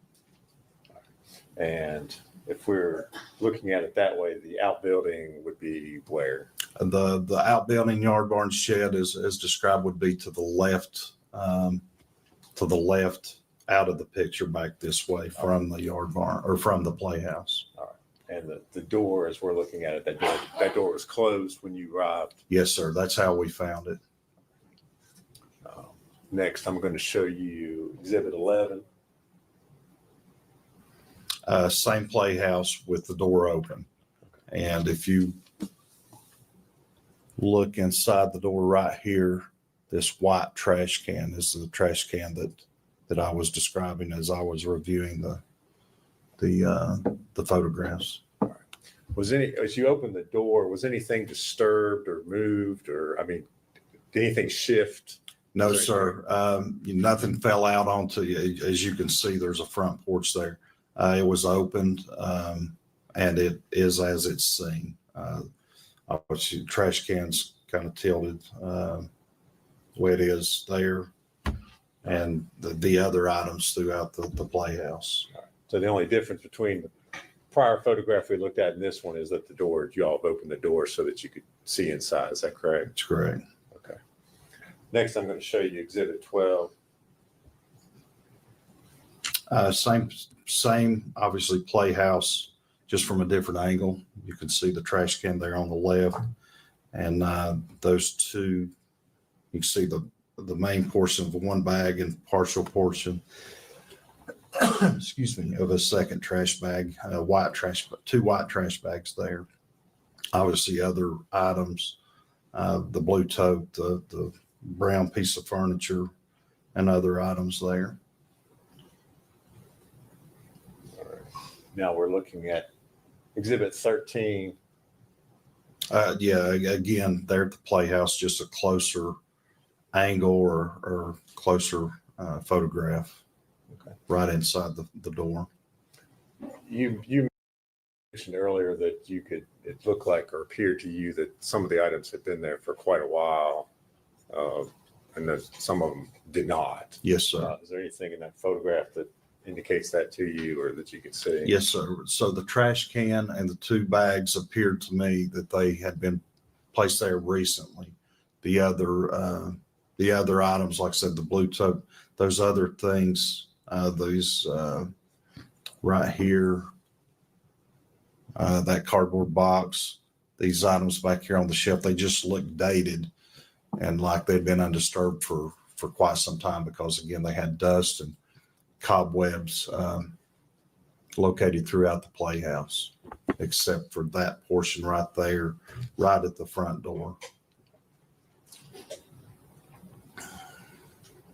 Now show you Exhibit 14. Yes, sir. What are we looking at there? Same thing. That's right inside the playhouse to the right. If you just stuck your head into the playhouse from the doorway, this would be to the right. And again, these items you can see specifically on this bag here. Well, a lot of these things, it's just dust covered, indicating to me that it had been there a while. Agent Fairley, are we actually, if you're looking at the lower right-hand corner of the photograph, is that the door frame right This there? is the right-hand door frame with the clasp for a lock.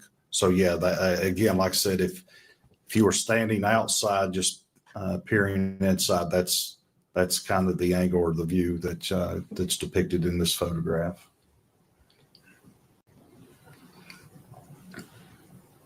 All right. Now showing you Exhibit 15. Yes.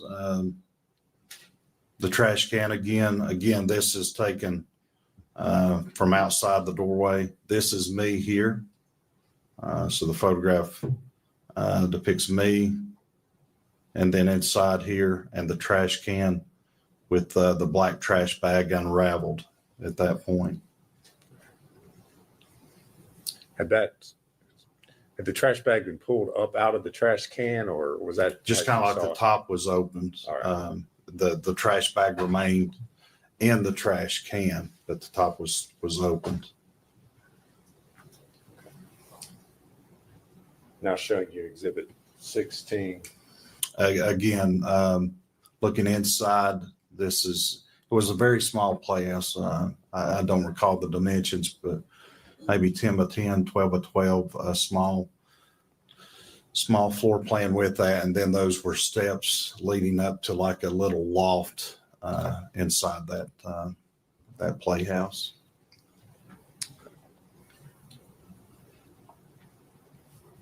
Again, this is Exhibit 17. Sorry, yes, sir. Go ahead. Again, just another photograph of the trash can and the two bags. There's a keyboard there, a piece of furniture. Again, the blue tote. Just multiple pictures of kind of like the same thing, same angle, same point of view. Just multiple pictures of that. Again, the trash can again. This is Exhibit 18. Yes, sir. Sorry. Again, the trash can with the black trash bag inside the trash can, blue tote, other items there inside the playhouse. Agent Fairley, there appears to be something on the inside of the white trash can. Were you able to? Right there. Right there. Okay. What is that we're seeing or looking at? I can't see clearly what that is. I don't know if there's another piece of trash bag. Okay. And exhibit. Arrive. And our concern is to process the evidence. We did so at the direction of the forensic pathologist. And so what decision was made was on that front porch of that playhouse, which was just right outside the doorway, was to place a body bag there on the front porch. Open, they unzip and they open. So we placed a body bag there, and I brought the trash can out, and we started removing the contents of the trash can onto the body bag that was opened. All right. And did you participate in that process with folks from the medical examiner's office? Yes, sir. It was Laura Parsons, who works with the forensic pathology, and Dr. Matrina Schmidt, who is the forensic pathologist there. And so you actually helped them and assisted them in removing the body from the trash can? Yes, sir. Like I said, the body bag was there, and I removed the contents and the body of Evelyn Boswell onto the body bag where we could start processing what was inside the trash can, which additional evidence was in addition to the body of Evelyn. And was this whole entire process photographed? Yes, sir, it was.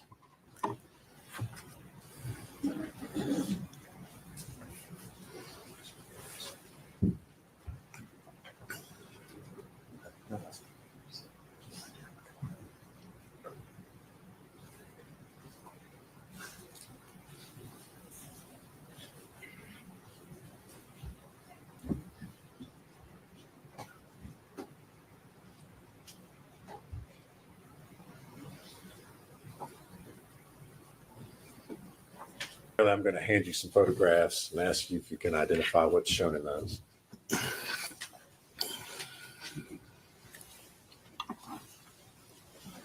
The first one is, as I just described, the body bag that's unzipped and placed on the front porch on top of paper. I think it was butcher paper we rolled out, but the first one is me removing the contents of the trash can, which included Evelyn's body. That's my arm in the top portion of that photograph. The second one continues that bag and the contents, Evelyn's body, being removed onto the body bag.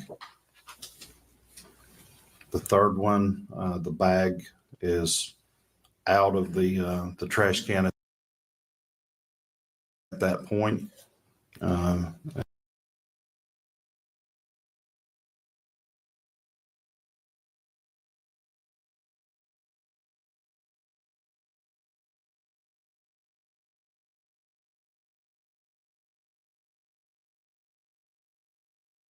And placed onto the body bag.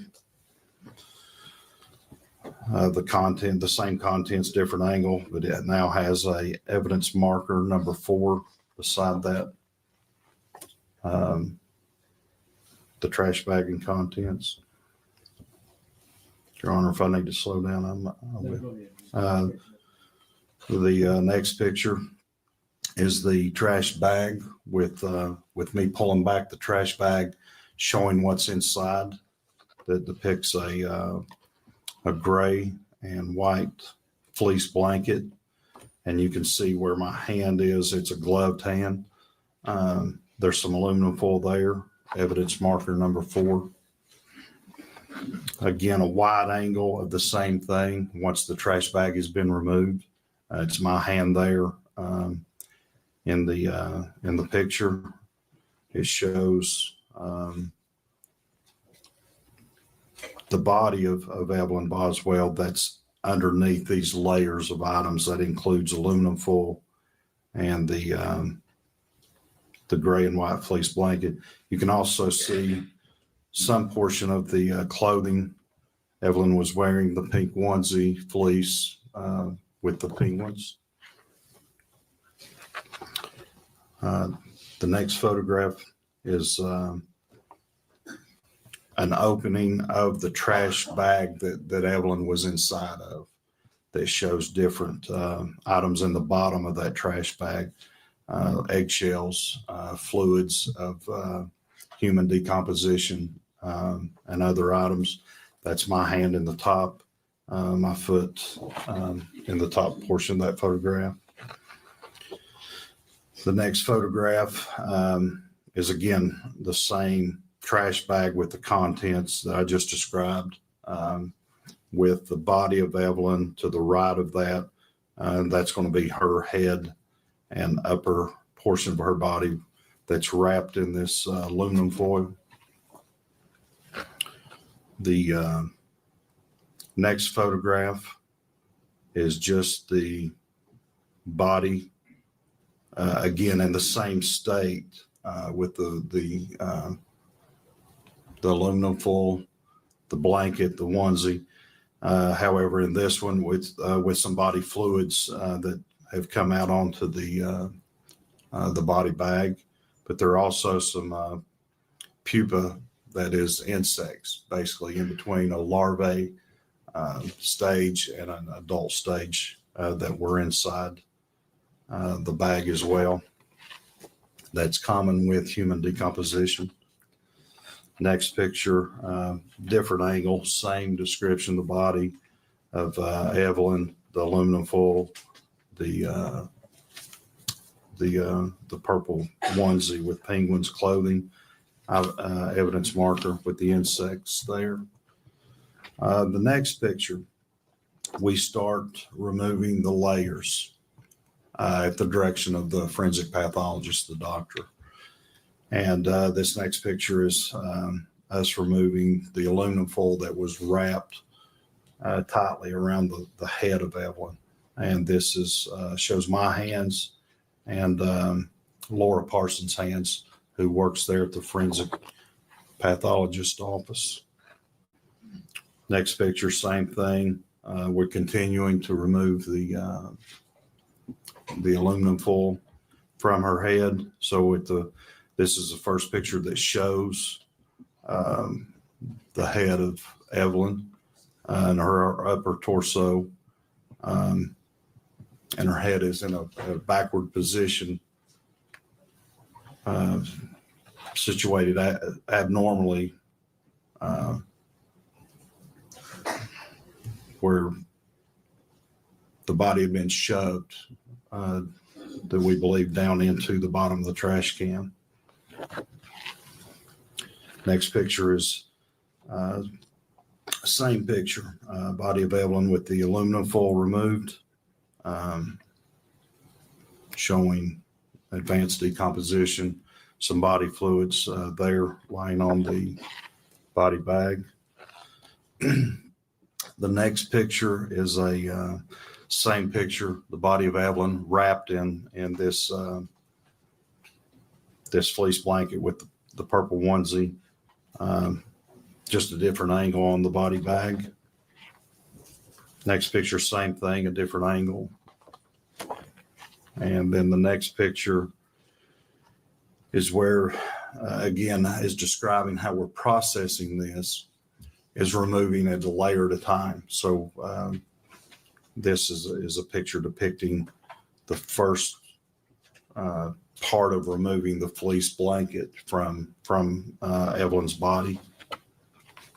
And then the next picture, it's a black and white photograph with the fleece blanket removed and just showing the body of Evelyn, advanced decomposition. Again, the pupa there, which was numerous of the insect activity. And then a color photograph, the last photograph, same picture of Evelyn's body and the pink fleece onesie there on the body bag with human bodily fluids around her head area. Agent Fraley, the photos that you just described, are they a true and accurate depiction of the process that you all went through? Yes, sir. That night in removing Evelyn's body from the trash can? Yes, sir, in the different stages of removing layers. Judge, we would move to make those full exhibits this time. No objection. And Judge, I would ask at this time to publish those to the jury. I'll start with Exhibit 20.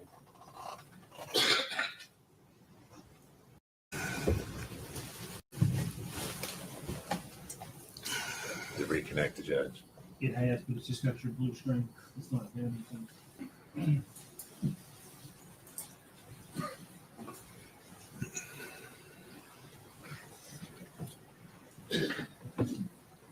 It's 26. This is 25, Judge. Okay. I believe we got disconnected. Agent Fraley, you were describing looking at the photograph. Evelyn's head is to the left where the foil is that correct? That's correct. Looking as we're seeing it, the left here, this foil is her head, and down near the item marker number 4 is her feet. Once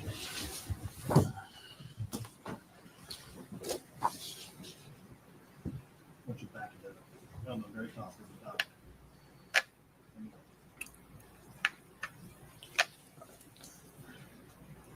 Showing you Exhibit 26.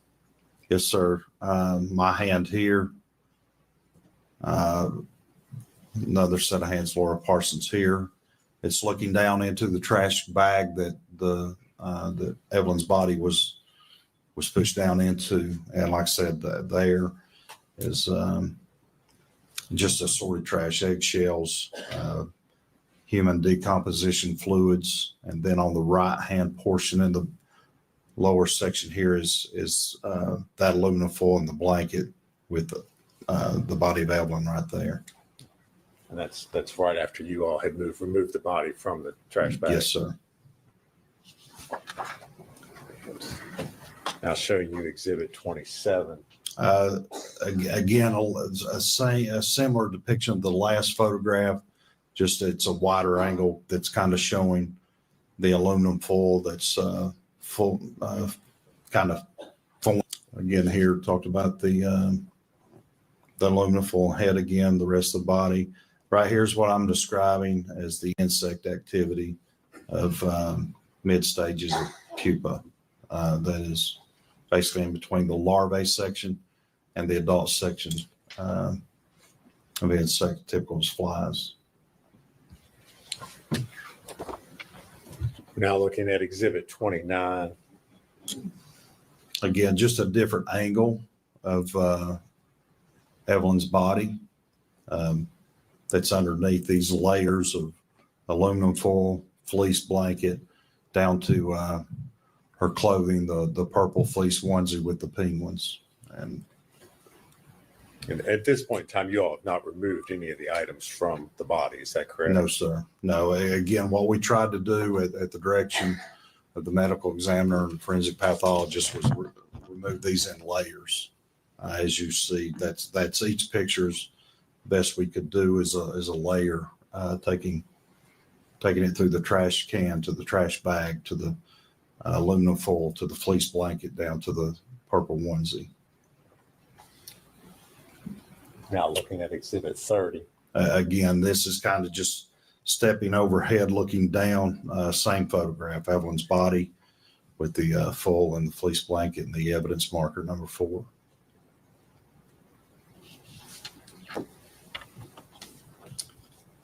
Now Exhibit 31. That's the first, again, as I've described, taking this by layers. So this is us removing the aluminum foil from Evelyn's head. And if you would, describe for the jury the processing. Was this a difficult process? Was it easy? How was the foil attached? The foil was attached. It was compressed. It never occurred to me that when the body of Evelyn was placed or forced or shoved into this trash can, that this was a piece of foil that was just kind of put on there. This appeared to me to be formed around her head with the contours of the face, the eye sockets, how they're concave. This was formed. It wasn't just happened to be there and the body of Evelyn placed there and it just happened to meet up. It was formed. Okay. So did it take you all a while to remove the foil from the body? Not long, no. Like I said, once we got there, we Laura Parsons and I separated the layers, as you can see depicting in these photographs. And that's as far as we went. Once we got I think the next one will be the fleece blanket. But once we got to the body of Evelyn and her clothing, which was this purple fleece onesie with penguins on it, we stopped and I'll continue at that point. All right. I'm going to show you Exhibit 32. Right. Again, this is just the next step, continuing to removing that foil from Evelyn's head. Okay. And at this point, it looks like you all have essentially removed all the foil. Yeah. Yes, sir. Yeah. It's off of the head and being pulled away by Laura Parsons.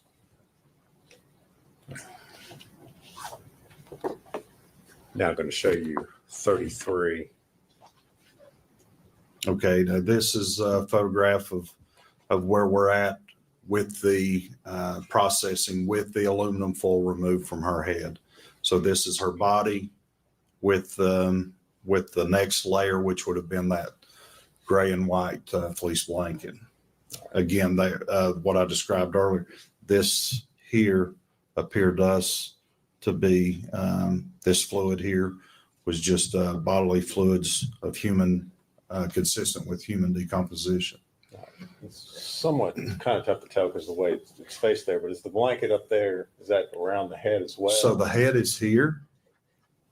This is her right arm. She would be facing to the top portion of this picture, but her head was in a manner that it was backwards. It wasn't normal as I'm sitting here or you're sitting here.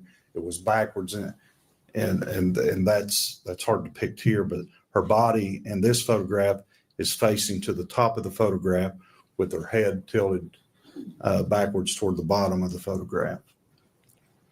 That's her right hand right there. That dark portion out of that fleece, that purple fleece onesie, and the color is very dark because of the advanced stages of human decomposition. Now showing you Exhibit 34. So again, this is the same stage in that, where this is on the other side of the body, this being the head, this being the hand I just described, the pink, purple onesie with penguins, and the gray and white fleece blanket. All right. And again, from this angle, are we looking at the blanket there pulled up around the head? Yes, sir. It's covering like it had been pulled up and over the head.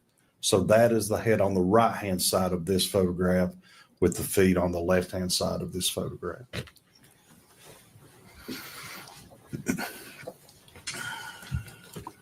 Now showing you Exhibit 35.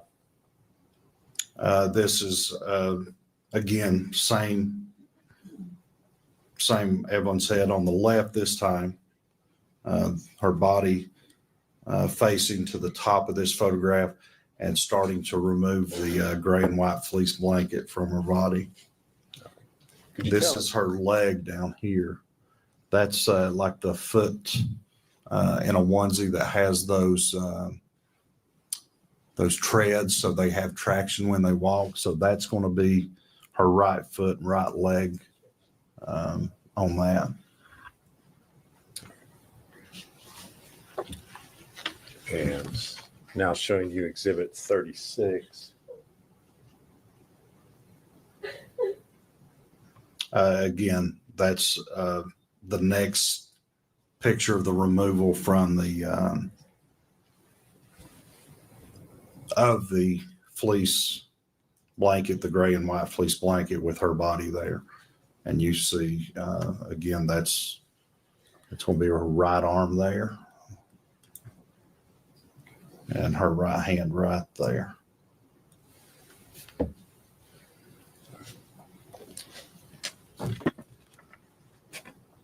Now showing you Exhibit 37. Yes, sir. This is a black and white photo, obviously. Her facing the top of the photograph. This is her right hand. Again, even though it's black and white, it's the consistent with the pictures you saw on the purple fleece onesie with the penguins. And this is her head to the right side of this picture. As we're looking at that onesie, had it been disturbed, or does that show the onesie as you all? That's as we finally removed the fleece blanket. That's the next layer as we found it. Okay, so the onesie was open. Yes. Now I'm going to show you exhibit number 38. Again, this is the body of Evelyn. That's her head. There's her legs and feet. There's her right hand there on that body bag.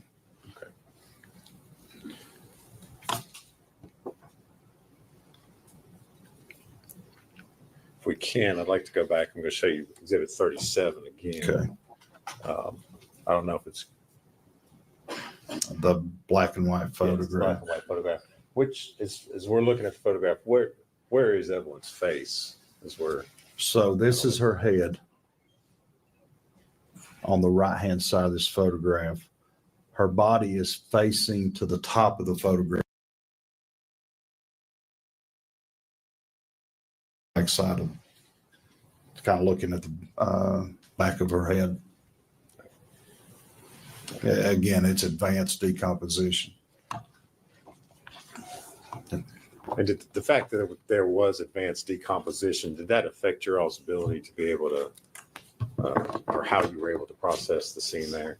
Yeah, I mean, like I said, in conference and at the direction of the medical examiner, the team from forensic center there. Once we got to this last picture of where we were at, the call was made, hey, we're going to stop here.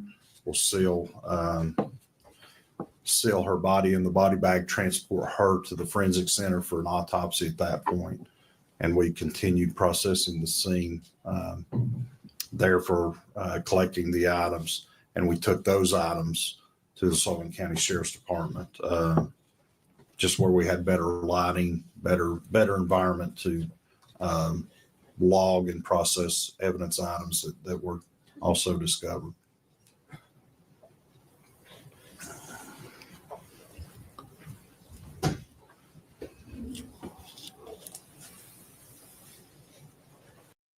Agent Fraley, you described the process of, I guess, taking the other items, the trash bags that you recovered from there, removing them from the scene and then taking them to the sheriff's office. Is that correct? Yes, sir. Okay. I'm going to hand you a series, so I believe it's 6 photographs, and ask you if you can identify what's shown in those.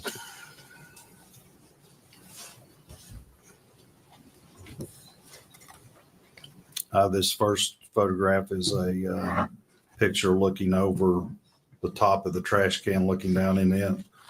And the bottom of that, the most notable item is a Martha White chocolate chip wrapper with other items. Was that the trash can the body was found in? Yes, sir, it was. The next one is a photograph of the trash can with Evelyn still in it at this time. This was an earlier photograph taken prior to the removal of Evelyn in the trash can. What's important and noted here is a piece of chewing gum that is attached to the inside wall of the trash can. The next photograph is after I removed the trash can and the trash bags from inside the playhouse and just set them out on the porch of the playhouse prior to going through the pictures we just looked at, processing the removal of the layers leading to the body of Evelyn. Just another picture, trash can. Evelyn still remains in there. You also see the chewing gum on the inside wall of trash can there, and the other bags of trash. This next one is the 2 bags of trash that was removed from the playhouse with the trash can. Another angle of those 2 bags of trash that was removed from the playhouse there on the front porch of the playhouse. So were there any other items besides those 2 bags of trash and the trash can that were taken out of the playhouse? Not that I recall. It was all the trash bags and what remaining contents of the trash can. Okay.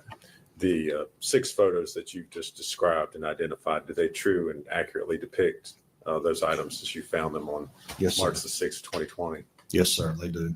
Judge, we would move to introduce those. I believe it's exhibits 39 through 44. Yes, sir. Again, top view looking down into the trash can.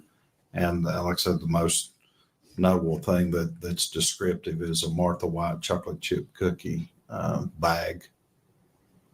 Anything else in the trash can besides that on the bottom? Is that I mean, there's, Is that what was found when you removed the trash bag? yeah. So once we removed the body, the trash bag that contained the body, this was in the bottom of that.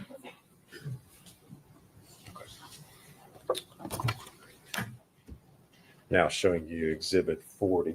Yes, again, a top view again of the trash can that shows the fleece blanket and chewing gum there on the inside wall of the trash can. And if you would just kind of point out or use the laser pointer to show where. Yeah, so this right here, it's a piece of chewing gum that was removed, collected as evidence, and sent to our crime lab.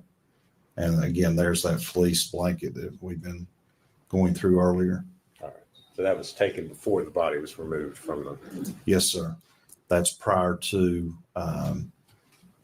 laying out the body bag and removing the trash bag with Evelyn's body onto this front porch. But this is where that all of that was processed in the field prior to transporting Evelyn to the Forensic Center for autopsy and prior to collecting, processing, bagging, and packaging the items, the other items, to go to our TBI lab.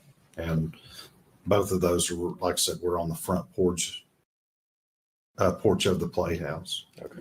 And those two trash bags, you all, when I say you all, I mean law enforcement took them and inventoried what was in there. Yes, sir. Later on, is that correct? Yes, and any evidence that was collected that we believe to be probative was sent to our lab for examination.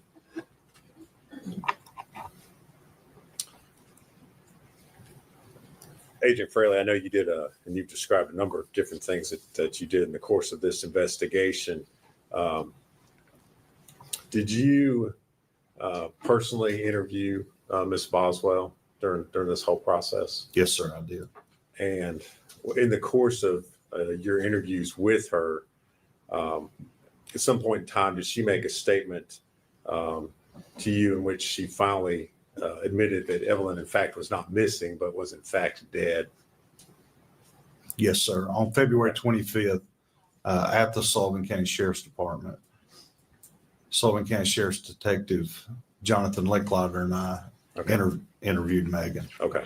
And at that time, she told you all that, in fact, Megan was deceased. Is that right? Yes, she, that among other things as well. Okay. Yes, sir. During that interview, did she describe or give any description of the clothing that Evelyn was wearing? She did.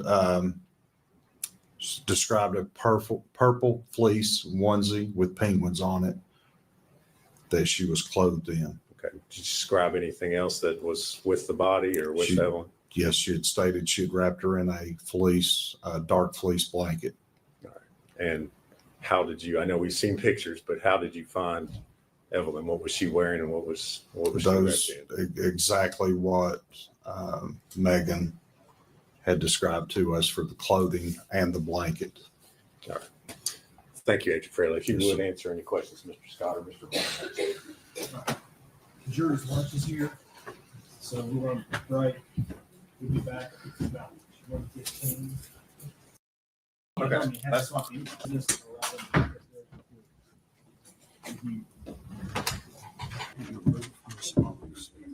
put yourself between this and the jury. Put on that side. I've got it. Thank you. You ready? I'm ready. Okay, if you could just carefully open that item that's been passed to you.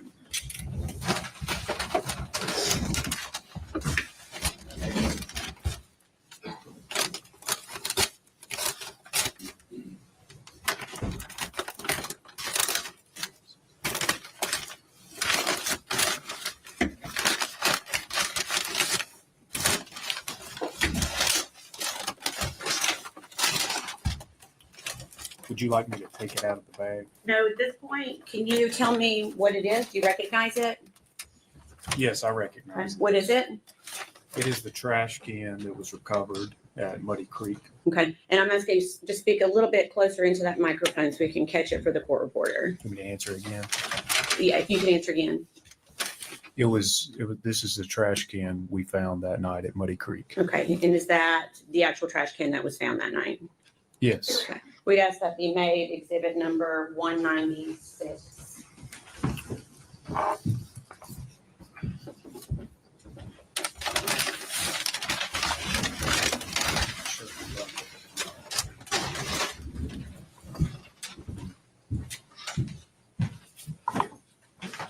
Any objections? No. Before exhibit 196.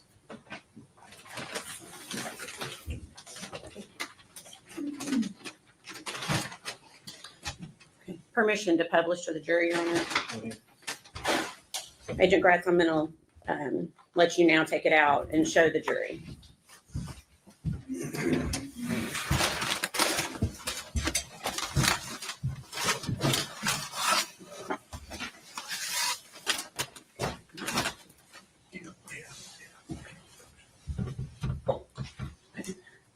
And if you can, try to, while you're displaying that to the jury, continue to display it, but try to also speak into the microphone so we can hear.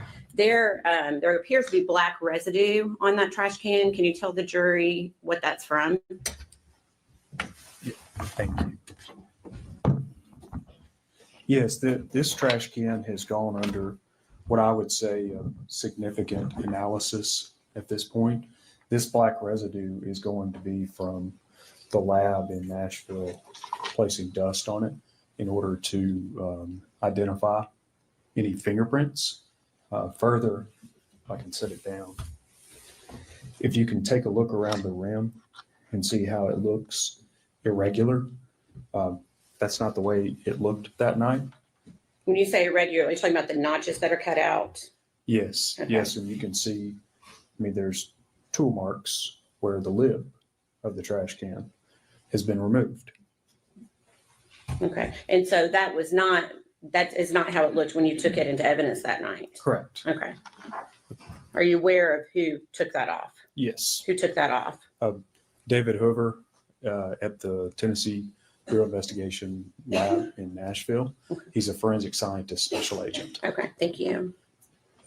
Okay, we're done with that exhibit, and I'm going to pass you.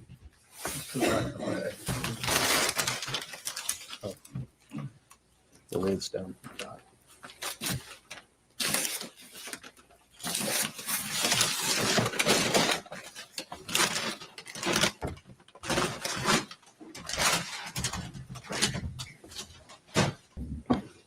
Same thing, if you could just open it and see if you recognize it.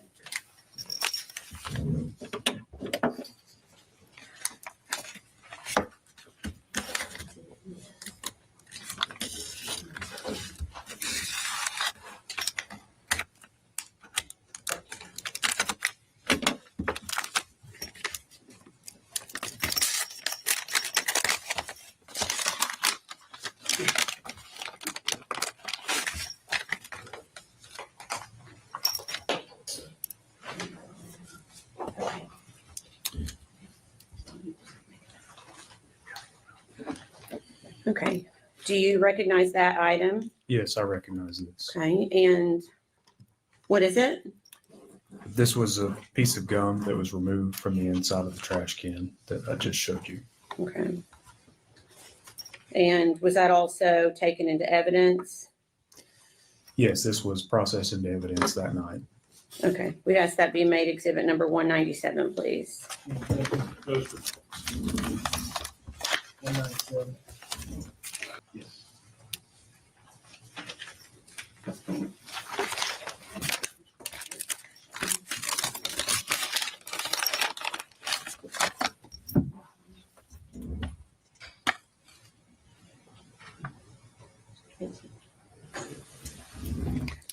May I please see exhibit number 18?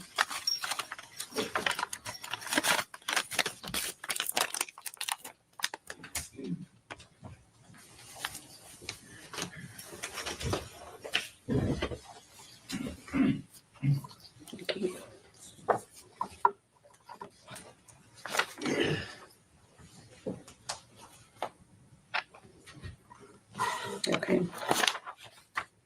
I'm going to show you a photograph that's already been admitted into evidence as exhibit 18. I'm going to try to zoom in for you. Okay. Do you see, and I know that's not the best zooming in, can you show the jury what you were just referencing for the exhibit we just entered? This is the trash can that was inside the playhouse. Okay. And this is the piece of gum that we removed. Okay.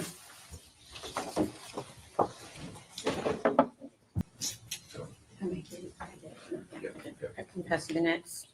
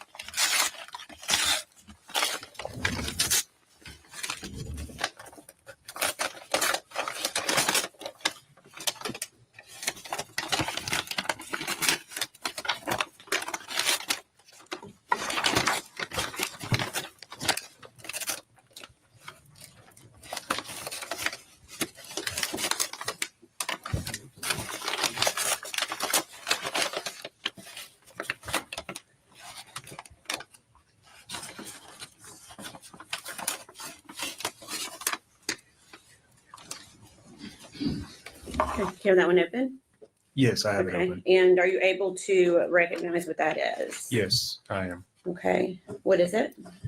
This is a black trash bag that was recovered from the trash can that night. Okay. And was that also taken into custody and sent to the TBI lab for analysis? Yes, this was. Okay, if we could ask that be made exhibit number 198, please.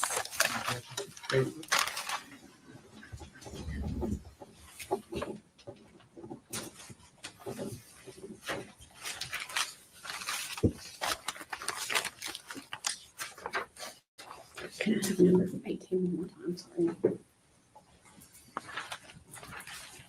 Permission to publish to the jury, Your Honor. You could take it out and you may want to stand up and show it to the jury so everyone can see it.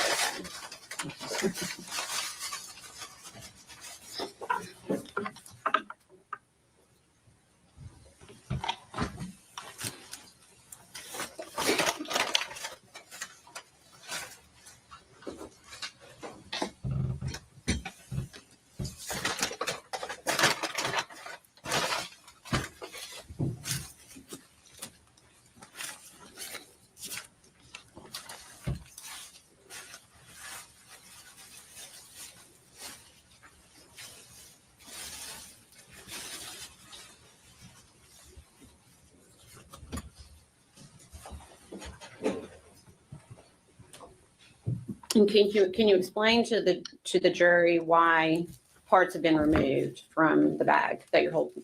I believe you're holding up part of that. Yes, I am.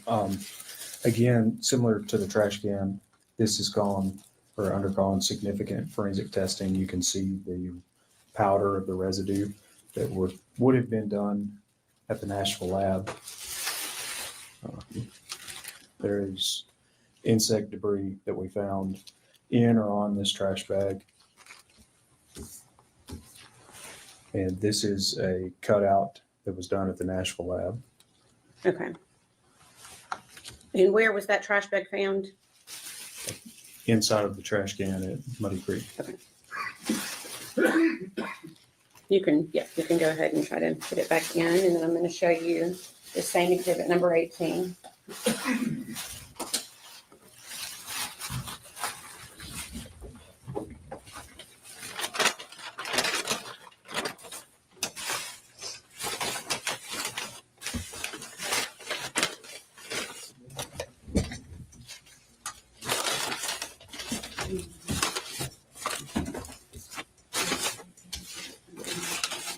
Can you tell us, is that the black trash bag that you were just referencing? Yes, that's correct. That's the bag.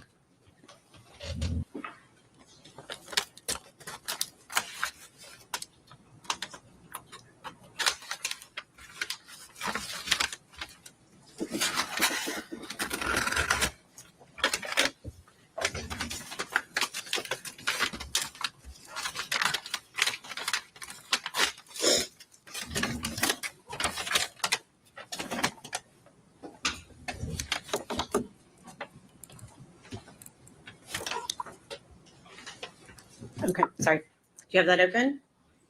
Yes, it's open. Do you recognize it? Yes, I do. What is it? This is a Dasani water bottle. Okay. Where was that located? It was with the trash that we located that night at Muddy Creek. Okay. And did you also take that into evidence? Yes. And was that item sent to the Tennessee Bureau of Investigation crime lab for analysis? Yes, it was. We'd ask that be made exhibit number 200.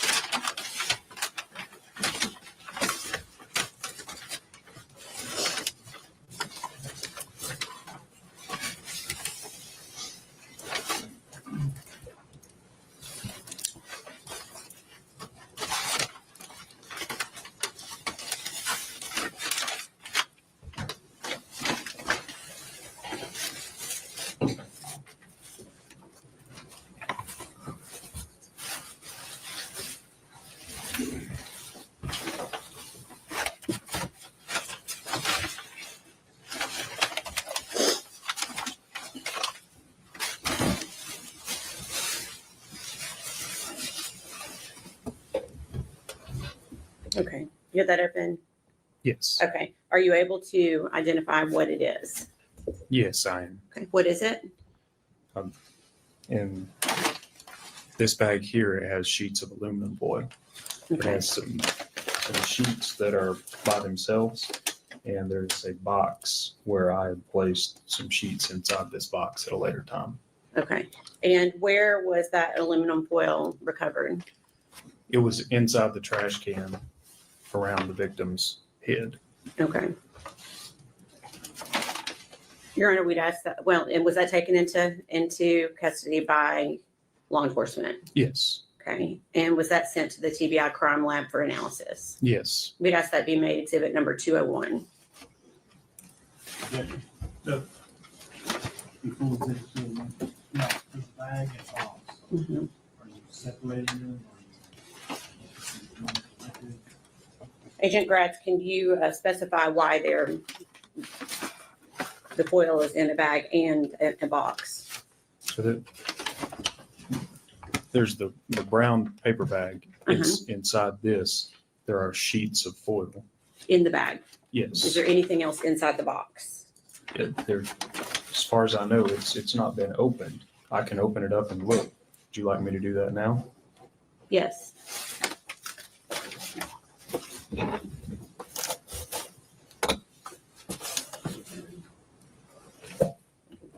Yes, there is something inside this box. Okay, so that bag, let me clarify, that bag was not inside the box? The bag of aluminum foil? I passed you a box. Yes. Okay, you opened it. What was inside the box? There are sheets of aluminum foil in here. Okay. In addition to this box. Oh, that's a separate box. I see. Yes. Okay, so for now, we just ask that the aluminum foil be made exhibit number 201 that was inside the bigger box.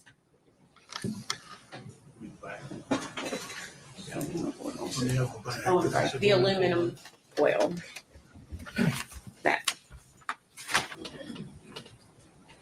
Okay, before we get to the small white box, can we have permission to publish exhibit number 201?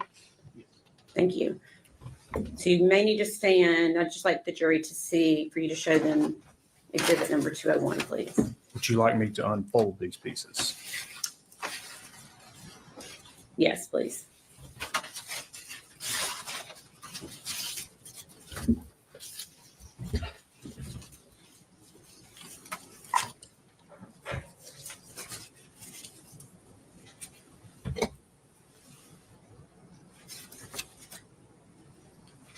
Agent Gratz, was it flat and folded like that when you removed the item from the victim? No, if you can remember from the photographs, part of this was formed around Evelyn's head, and part of this was sort of still stretched out. At a later day, we pulled it all out to do the measurements in the photographs that you also saw on Saturday.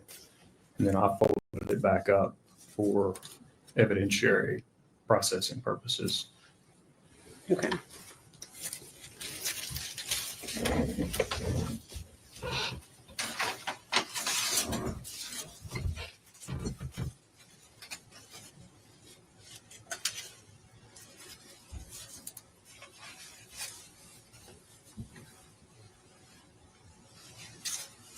You're going to be like the record reflect. He's showing a second piece of foil at this time. All within the same. Mm-hmm. Yes.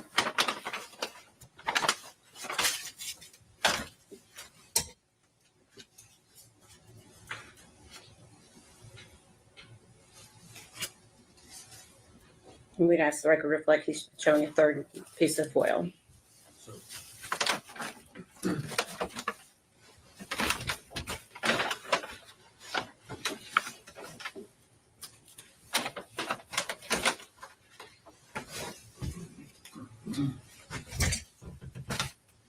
These are various pieces that are essentially caked together.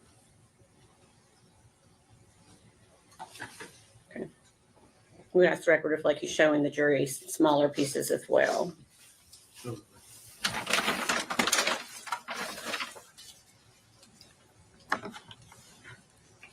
This is another piece that's wadded up with material. You'll have to speak up for the microphone. Sorry. This is another piece that's wadded up that has some material on it. Material. What do you mean? This is going to be a combination of human decomposition as well as trash that was in the trash can. Can we approach?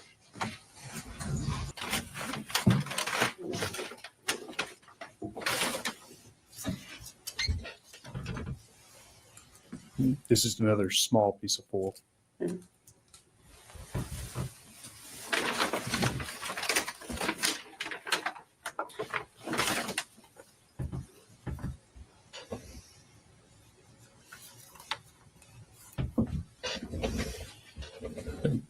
These are boxes that contain hair that was found on the floor. Agent Gratz, what you just showed the jury, you said that was taken from with the foil. Yes. Okay, and that was taken into evidence. Yes. Okay, Your Honor, we'd ask that be made exhibit number 202. That's the issue. What is it? You asking me? Yes. These are Don't two- show it to the jury yet, please. These are evidentiary containers that have been sealed up. Each individually is labeled hair from full. Okay.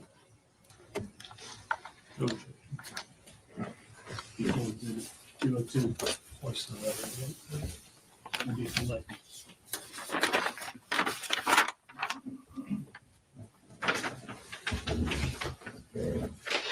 Okay. If I could have exhibit 201 passed back to the clerk.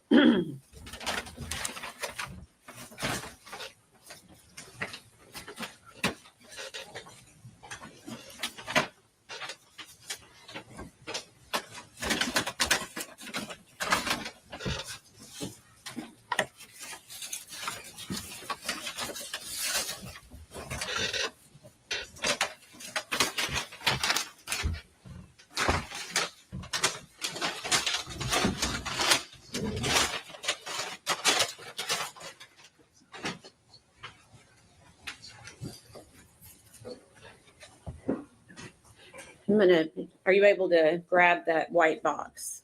Yes. Okay. I'm going to ask that you open it and see if you're, without showing it to the jury, and see if you can identify what is inside. Yes, I can identify this. Okay. What is it? Is another piece of aluminum foil. Okay. How many pieces of aluminum foil?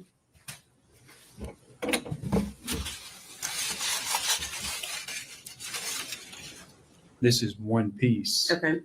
If I open it up, it may break apart. Right. Because it was sort of fragile or not a solid sheet by the way we recovered it. Okay. But it is one sheet. Okay. And where was that recovered from? This was around the head of the victim, Evelyn, inside of the trash can recovered at Muddy Creek. Okay. And are there markings on that foil that were not performed by law enforcement? There are markings on here that would have been done at the lab. Okay. So that was sent to the TBI lab for analysis? Yes. Okay. Your Honor, we'd ask that be made exhibit number 203. No objection.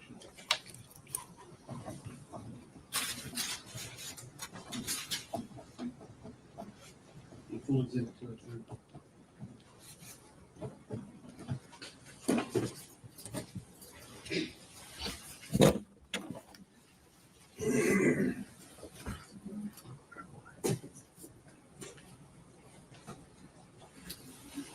Thank you.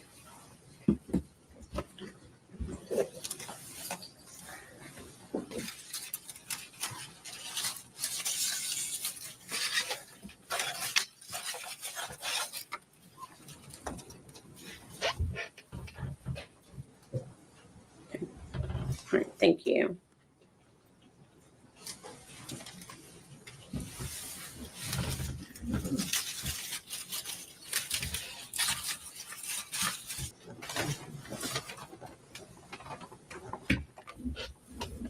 Okay. Okay, I have it open. Okay. Are you able to identify that? I'll have to look further inside this bag. Okay.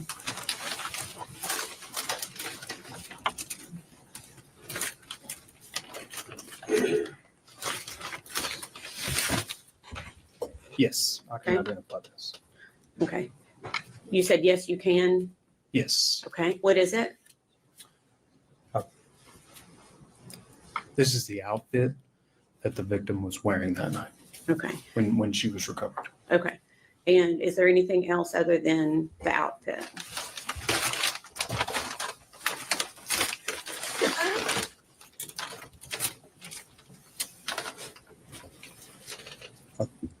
I've made one fold over and there's some insect debris inside the bag. Okay.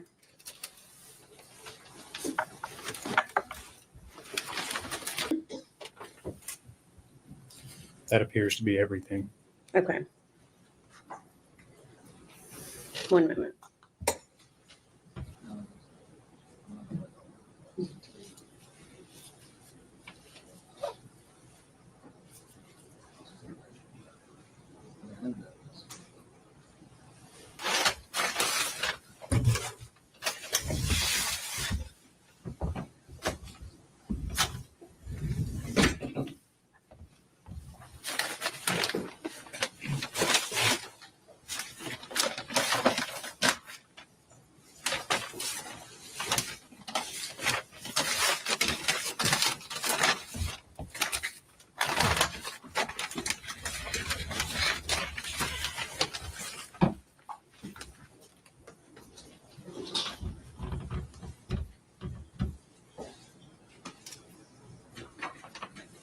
Thank you.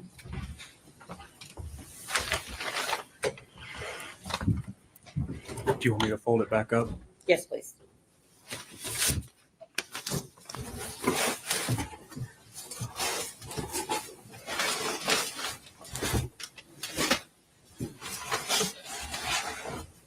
This is going to be the testimony of the medical examiner. I'm going to just do one of the testimonies of the medical examiner. There is another one that I'll go ahead and put in the description if you're interested in seeing the other perspective. But again, I'm just going to go ahead and put this one because they kind of say the same thing, just in different ways. So thank you again for clicking on the video, and let's go ahead and get into the last part of this video. Darenka Milosnik Polčan. You solemnly swear or affirm the testimony you're about to give will be the truth, the whole truth, and nothing but the truth. I do. Thank you. Doctor, good afternoon. Good afternoon. If you would say and spell your full name for us, for the record, please. My first name is Darinka, spelled Darinka, and my last name is Milusnik Polchan. Milusnik is spelled Mileusnic. Polchan is Polchan. Thank you. And where are you employed? I'm the chief medical examiner for Knox and Anderson counties and the chief medical officer for the Regional Forensic Center in Knoxville, Tennessee, and also hold the position of clinical assistant professor actual associate professor of pathology at University of Tennessee Medical Center in Knoxville. And after having been qualified as an expert, have you gone on to give expert testimony in the field of forensic pathology? Yes. Judge, I would move to qualify her as an expert in the field of forensic pathology. No objection, Judge. Right. Should be Dr. Milusnik, at the request of the district attorney's office here in Sullivan County, did you review an autopsy that had been performed by Dr. Matrina Schmidt, as well as other case materials involving the death of Evelyn Boswell? Yes. And if you would, tell us what materials you reviewed. So I reviewed everything that was available when I was approached to originally look at the case, and I can list all the entries that I compiled in my report if that's sure acceptable. So what was available to me at the time of review and writing of my report is the birth certificate for Evelyn Boswell, Indian Path Medical Center birth records, Premier Pediatrics medical records, Mountain States Medical Group Urgent Care medical records, Bristol Regional Medical Center medical records, then autopsy report performed and signed by Dr. Schmidt, autopsy photographs, scene photographs, TBI forensic biology reports, several of them. They were dated from March 11, March 25th, April 22nd, and then TBI toxicology report dated March 19th, that's 2020. And then national NMS, which is the National Medical Toxicology Lab, both technology forensic case report, summary of facts by the Attorney General's office, and the presentment State of Tennessee, Sullivan County Criminal Court case S72869. And these materials, are they typical of what you would normally review in preparing an autopsy? Yes. All right. And based upon your review of those materials, did you form an opinion as to the cause and manner of death of Evelyn Boswell? Yes. And what was that opinion? So my opinion was that Evelyn died of asphyxial death and that the manner of death was homicide. All right. And again, you reviewed the autopsy that had been done by Dr. Schmidt. How, if anything, did your opinion differ from what she had concluded? In essence, actually, our opinion did not really differ much, except that in my report, and that's the kind of luxury of writing a kind of expert review report versus the just regular autopsy report, is that I specify several different ways of asphyxial death or different mechanisms of it. Okay. And when you say different mechanisms of asphyxia, what are you talking about? Can you explain that to the jury a little bit? So asphyxia essentially means that the inability of a person to breathe or for the oxygen to be supplied to the cells in the body. And the different ways how that can occur is either by preventing the circulation to the brain or other organs and tissues in the body, or preventing the breathing, or putting a person in such a position that essentially compromises both circulation and breathing at the same time, with the end result of essentially depriving the tissues and organs of oxygen. And then in that, with that respect, actual asphyxial death in general are very complex deaths.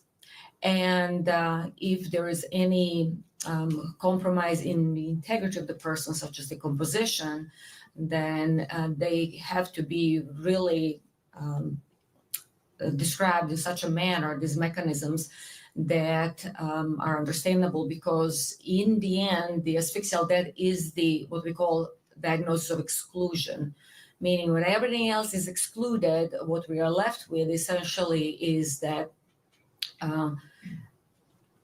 the findings in the body and the finding of the body within the scene that are going to come to essentially explain what really happened to an individual. What I'm essentially saying is that there's the asphyxial mechanism such as positional, mechanical, traumatic, or actually can be also the consequence of the positioning in the scene. And that information comes strictly from the scene investigation. All right. And let's talk about each type of mechanism in regards to this particular case. What about the scene or the body would relate to positional asphyxiation? So the forensic autopsy, just like any other autopsy, which is a major procedure, kind of cross-section and dissection procedure in the body, almost like a complex surgery, cannot be done in a vacuum. It has to be done in the context of the scene investigation. So that's why we have medical legal death investigation, and that's why medical examiner and representative goes to the scene in order to create a context in which this individual was found. And that's why I always say that the forensic autopsy cannot be performed in vacuum. It has to be performed in the context of the scene. And then that's how essentially we approach this particular case, whether it's Dr. Schmidt or me reviewing it, is that in the context of the case, we have an individual who is now wrapped in multiple layers, so we can talk about it in a minute, who is positioned upside down in a confined space and in a position that prevents essentially breathing. And that's why I say the components of positional asphyxia, that's being upside down in a contorted kind of letter S position, mechanical asphyxia with the different objects essentially covering the individual's face or the body, and then traumatic asphyxia because of the positioning that is going to prevent the movement of diaphragm and breathing. And then, as I said, finding the individual in a trash can essentially creates a confined space, which is going to lead to confined space asphyxia. And that's why essentially, that's where I listed all these 4 different categories of or mechanisms of asphyxia. All right. Dr. Malusnik, I'm going to show you what's been previously admitted as exhibit number 19. And if you would kind of tell the jury what they're looking there and how what they're seeing relates to the mechanisms of asphyxia. Can I show on the screen? Or, is there a pointer up there? It looks like a flashlight. There's a pointer. Yes, if you don't care. So what we are seeing is the trash can with the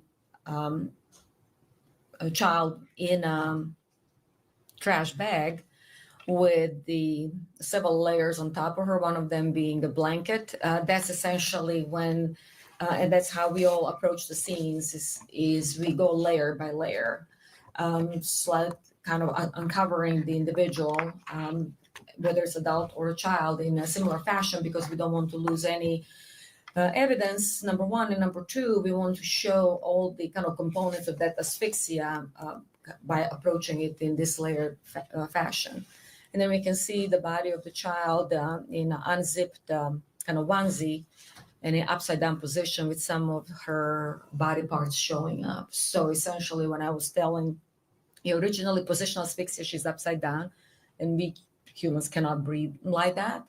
There's a confined space asphyxia because of the trash can and her head being all the way down. mechanical asphyxia because several different layers covering her face, which we'll analyze in a minute. And then traumatic asphyxia just from her body being in like a kind of reverse S position, totally crumpled and compressed in such a way that she could not breathe. There is no expansion of the diaphragm or movement of the intercostal muscles between the ribs that allow us to breathe in a position like that.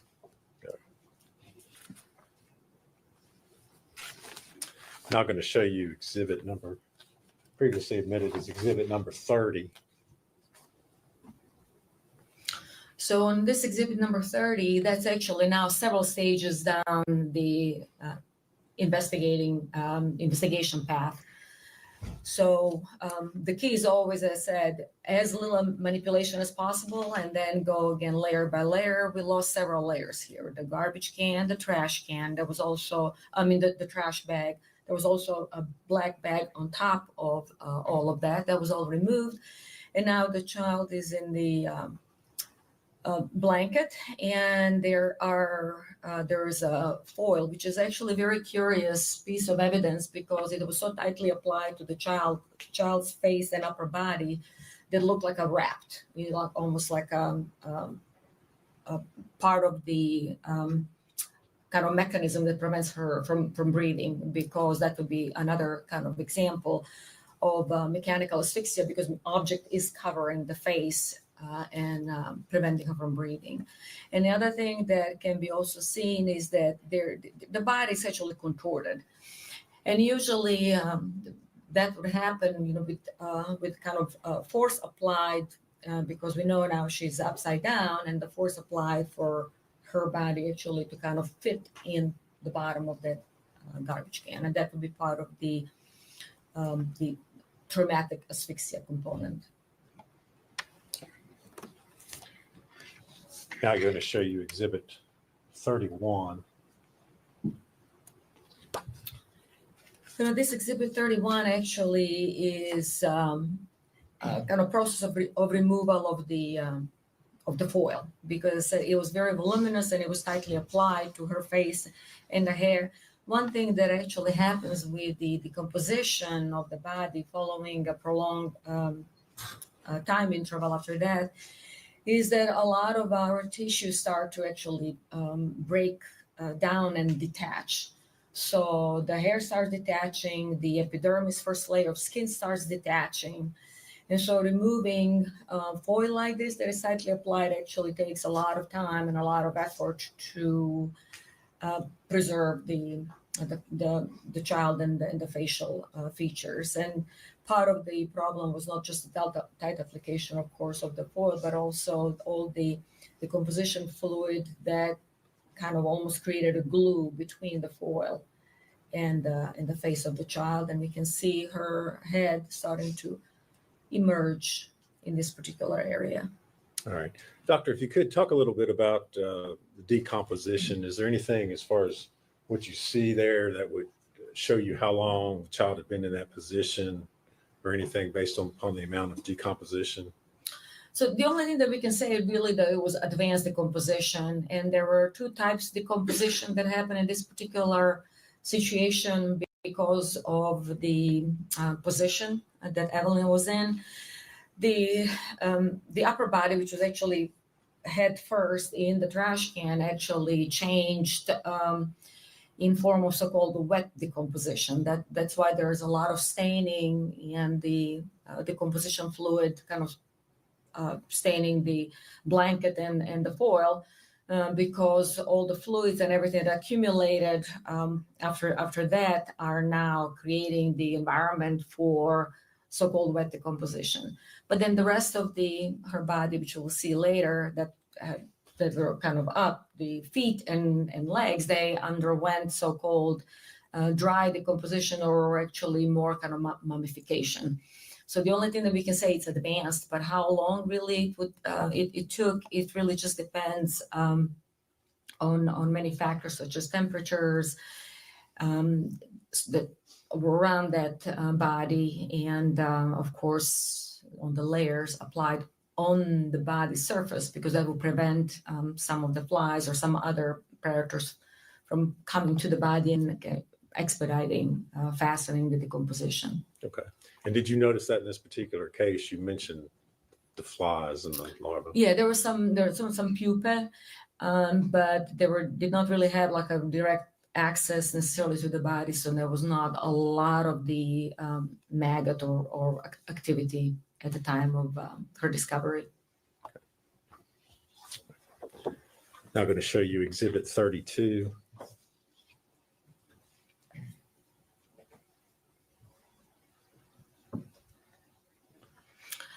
So the exhibits 32 yes. is actually just another kind of painstaking removal of all the layers. Again, the foil is being further detached, and now we can see her head and face, and then part of the upper body, her arm, while the legs are still covered. Does this photo show anything in regards to the positioning of her head as it relates to asphyxia? So one thing that what was becoming evident as the body was being uncovered is that her face was flattened because it was pressed against the foil and the blanket and the side of the trash can.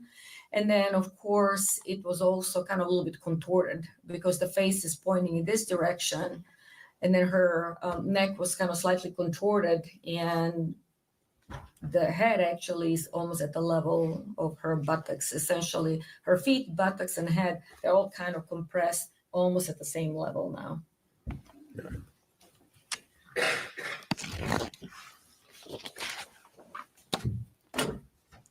Now I'm going to show you Exhibit 34.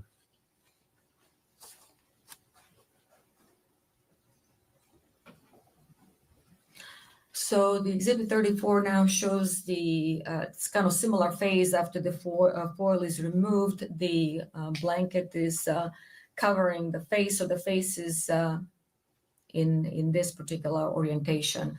And again, the difference between all the fluids and wet decomposition staining the blanket versus just dry desiccation of the arm and then feet. So two kind of different processes happening at the same time, wet decomposition and dry decomposition or mummification.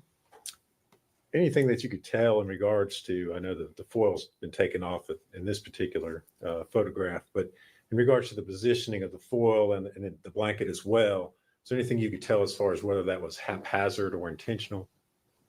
Well, the child appeared to be wrapped, so that would show intentionality, because it's not that she was just put in a garbage and then a blanket on top of her. She was definitely wrapped in a blanket, and it took a while to actually remove all the layers and unwrap her. So the way how she was found shows intentionality. As far as the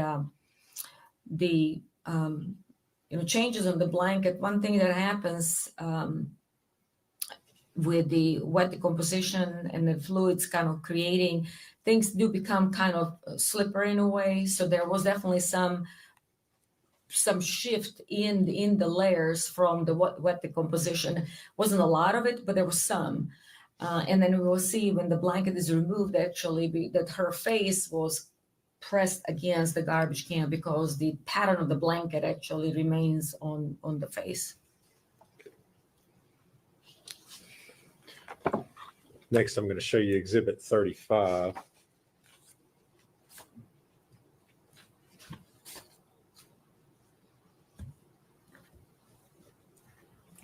So the Exhibit 35, now the layers of the blanket are further removed. So the face is still covered. So we have the face, the shoulder, her buttocks, and her feet, as I said, almost at the same kind of compressed, reverse kind of letter S shape. And that's how she was presented after removal of the blanket. The blanket is still stuck to the face in this area, but that's going to be the next phase. You mentioned this, she's in a reverse S kind of shape. Is that what you're talking about when you say positional asphyxiation? Yes, so that would be a reverse S shape.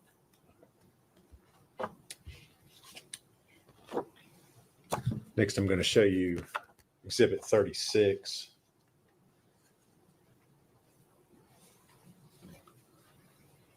So on Exhibit 36, now just removal of the blanket from the rest of the head. And as I said, it had to be done really carefully because of the layers of the skin and hair detaching at this point with the wet decomposition. All right. Can you tell anything in regards to the onesie that she's wearing in that particular picture? I'm sorry? The onesie, the clothing that she's wearing. Yeah, the onesie actually was unzipped, and there was also a diaper on the body. And that was one of the questions is that would that indicate what really kind of transpired? I mean, it's hard to tell, except that, of course, onesie was completely unzipped, which was unusual for a child who's just, let's say, hypothetically dying in her sleep.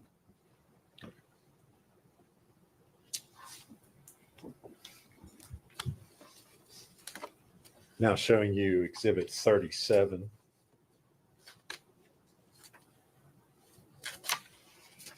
So Exhibit 37 actually is now next phase. The blankets, the covering, the foil, everything is removed. The onesie is unopened. And then actually this is her kind of side in the front of the face. The facial feature actually can almost completely disappear because they're so flattened against the side of the trash can. And there was a lot of kind of pupae. There was no maggot activity, which would essentially help potentially with some timing of the postmortem interval, because from what I reviewed and from what Dr. Schmidt described, we didn't really see direct maggot activity, so they did not injure or damage the body to that extent yet.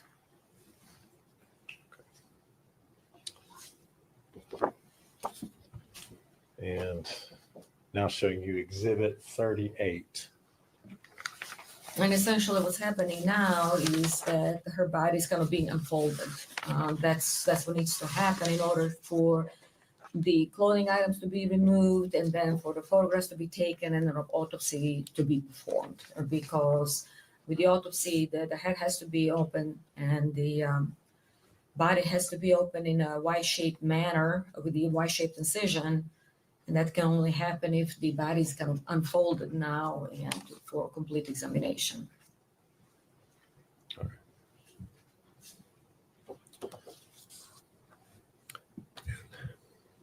Dr. Malusnik, did you, as part of your review of the records in this case, review the child's pediatric records? Yes. Do you see anything in there that would indicate to you that she would have died from something that was medically related, any medical conditions? No, she was considered a healthy child, and all the milestones were reached in timely manner. All right. And what about the possibility of her dying from some sort of rollover death? So she was not an infant anymore. So she already be in a kind of toddler stage, and I've never seen overlaying on a child older than 8 months. Actually, 6 months is even pushing it because it's just not easy to overlay a child who can already move, flip. And it's just not that easy, even for an adult, to overlay a child of that age. And I've never had a case like that. The only overlay of a 2-year-old that I had was actually a homicide. All right. Dr. Malusnik, are you aware whether the state of Tennessee Department of Health maintains statistics on rollover deaths as far as the age of children in Tennessee? Yes. And have you had an opportunity to review those statistics? Yes. How many children last year under the age of, or over the age of 12 months died of rollover deaths in Tennessee? None. How many children in the last 10 years over the age of 1 in the state of Tennessee died from rollover deaths? Yeah, we all of those we call like unsafe sleeping environment. That's a none of the children who died of overlaying, rolling over, safe sleep environment were older than a year.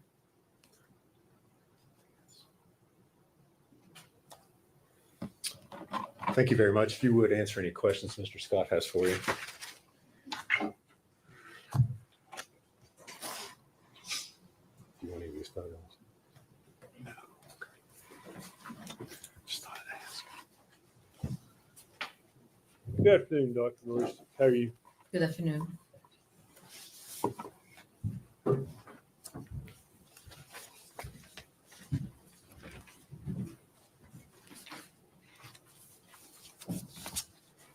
My name is Gene Scott. I represent Ms. Boswell.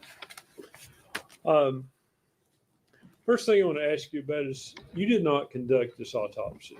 No, I did not. You had no physical contact with the body of this child. You didn't go to the scene. You simply reviewed what Dr. Schmidt had done. Is that correct? I reviewed what she did and all the pertaining documentation. And accordingly, had Dr. Schmidt have made some mistake, it's very possible that could be incorporated into your work as well.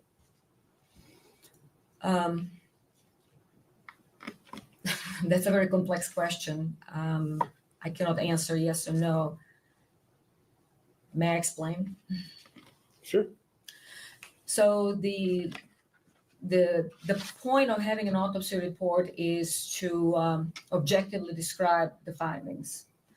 And then the only subjective part of the autopsy report, the conclusion as to what happened, that's essentially Dr. Schmidt, in this case, conclusion as to what the child died of, cause and manner of death.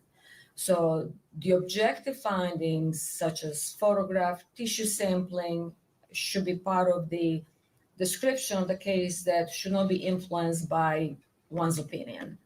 Now, my opinion is going to be based on those facts plus the scene investigation. So the question was, if Dr. Schmidt made a mistake? She made objective observations and put them in her report that are corroborated with photography and tissue sampling.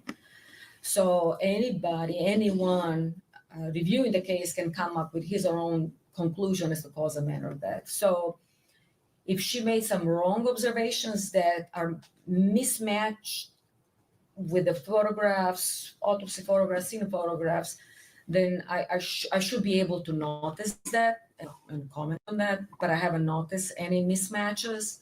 So essentially, her conclusion as to the cause and manner of that that's her subjective thing. I followed my own kind of line of reasoning and conclusion reviewing based on not just her report, but the scene photographs and autopsy photographs, which are documented for posterity, and anyone can review them and come up with the objective kind of a conclusion as to cause and manner of death. So the short answer would be, if she made mistake with the observations, I should be able to identify that in the photographs, and I didn't. Were there photographs of the internal organs? The photographs of the internal organs were not available. We frequently don't take those during autopsies, but we do sample organs to look under the microscope, and that was done. Okay. Now, you described this was a diagnosis of exclusion. Can you explain what that means? So by saying asphyxial deaths are frequently diagnosed exclusion means that we found an individual in a position that prevents breathing, but there is no mark on the body. And I've done thorough investigation. Unlike in this case, there are plenty of marks on the body. But what we say with the diagnostic exclusion, for example, is that if I have a drowning victim and I have absolutely nothing else on the autopsy, no heart attack, no evidence of seizure, no evidence of trauma, no evidence of drugs, well, the only now conclusion is that I excluded everything else, and therefore drowning as a part of the asphyxial death is the cause of that. So that's what I meant by diagnosis of exclusion. Okay. In this case, as it relates to the medical reasons contained in the autopsy, and I'm not talking about where the child is found at the scene, but the medical conclusions, were you able to come up with a cause of death? So there was no other reason for this child to be dead because there was no evidence of infection or any or tumor or anything like that that was identified at the time of the autopsy. And the review of the medical records, which is always mandatory for the forensic pathologist to review medical records, birth records, pediatric records, did not indicate that anything was wrong with the child, such as seizures or anything of that sort.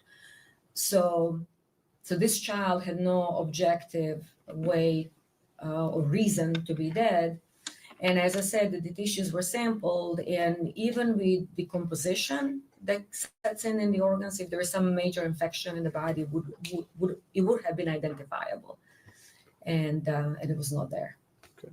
What is sudden infant death syndrome? Sudden infant death syndrome is actually an abandoned, antiquated term that was used to describe sudden death in a child that essentially had negative autopsy findings and negative scene investigation, which means that we don't use that term anymore. That was antiquated because it was never a syndrome. It always, syndrome means that there is a constellation of symptoms, findings, and signs that would kind of create this entity that one can actually have the reason for this person to be sick or dead for that matter. So there was never a syndrome. It was never a constellation of findings. What it meant actually is that we didn't find anything at the autopsy, therefore it's kind of this SIDS, nebulous diagnosis. Now we actually know with the scene investigation and the advances in our field in forensic pathology that those situations where that is with no findings at the scene or in the autopsy are extremely, extremely rare. We call them sudden unexplained death in infancy, so SUDI. So that's a new term that we use. And I can tell you with the proper investigation, the proper scene investigation, proper autopsy, and proper ancillary studies such as microbiology, histology, toxicology, the rate of those SUDI unexplained deaths is extremely, extremely low, actually almost non-existent. So you're telling me that if another pathologist said this child could die of SIDS, they're just wrong? Yeah, he's wrong, or she is wrong, because SIDS doesn't exist. SIDS never existed. So if that pathologist is using the term SIDS, that pathologist needs to go back to forensic school. Probably not competent. Exist. I'm sorry? Probably not competent. If he or she is using SIDS, that's not a competent pathologist. At this day and age, that's not a competent pathologist. Okay.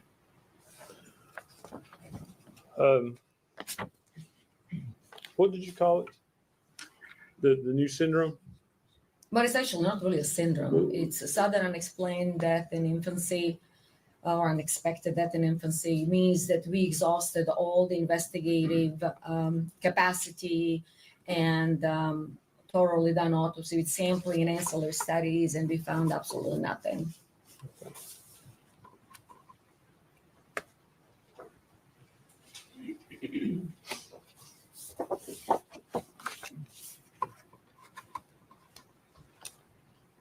So how do you rule out that this child couldn't have died from a laryngeal spasm?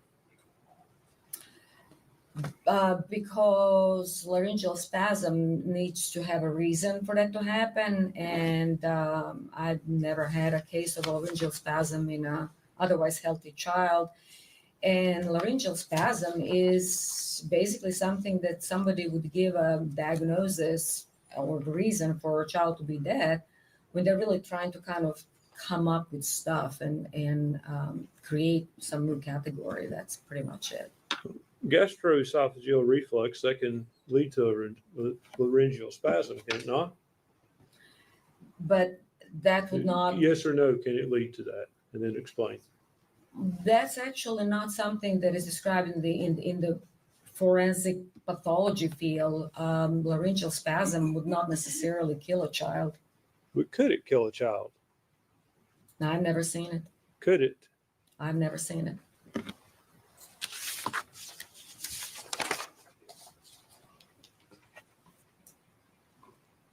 And Dr.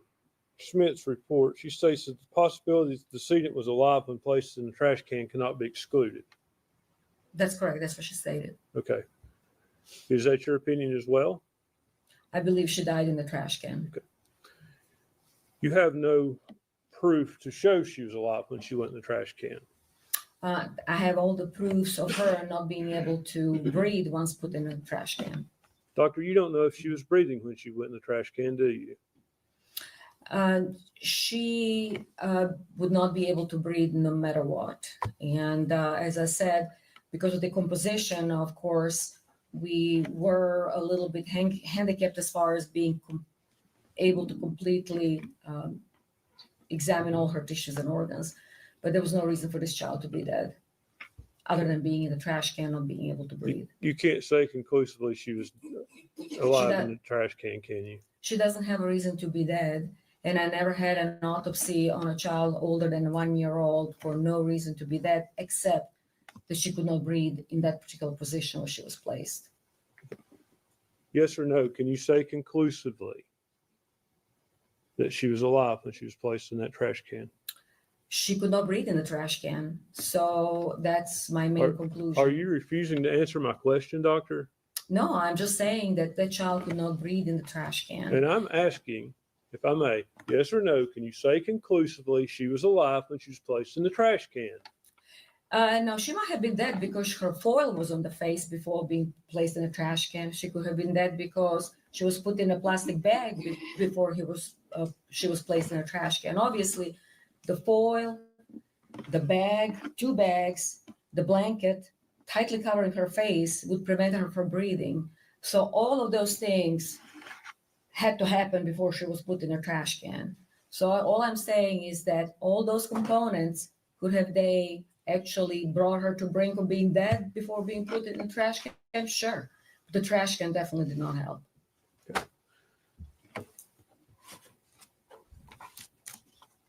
You can't say conclusively she was alive while she was wrapped in that blanket or tinfoil, can you?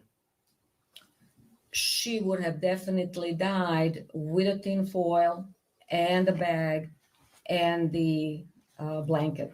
And there was no reason to put all of those things and tightly apply to her face and her body unless she was alive. You can't say conclusively that she was alive when she was wrapped, yes or no? All I can say is that she cannot breathe. With a foil, Judge, I would ask with you a bag, to ask the witness to and answer with my the blanket. question, yes or no. Doctor, you need to answer his questions. He's asking yes or no questions. You can explain afterwards if you want to, or if you feel the need to. But you do have to answer his questions directly. So I'm sorry, what was the question? You can't say conclusively that that child was alive when it was wrapped in the blanket and when it was wrapped in tinfoil. I have no reason for this child to be dead. Yes or no, doctor? Nobody can tell exactly of the state of her body except that she cannot breathe with the foil and the bag. Judge, I would ask the court to instruct the witness to answer the question, yes or no, and then explain.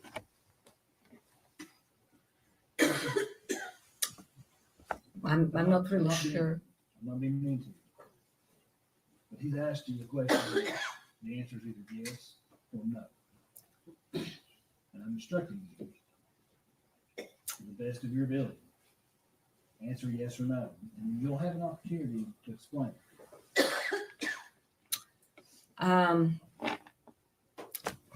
For a forensic pathologist, it's hard to answer that question, yes or no, but nobody can guarantee or say with certainty what really happened to this child prior to the foil being put on her face.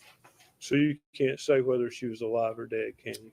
She has no reason to be dead, other than Judge, this witness is being evasive.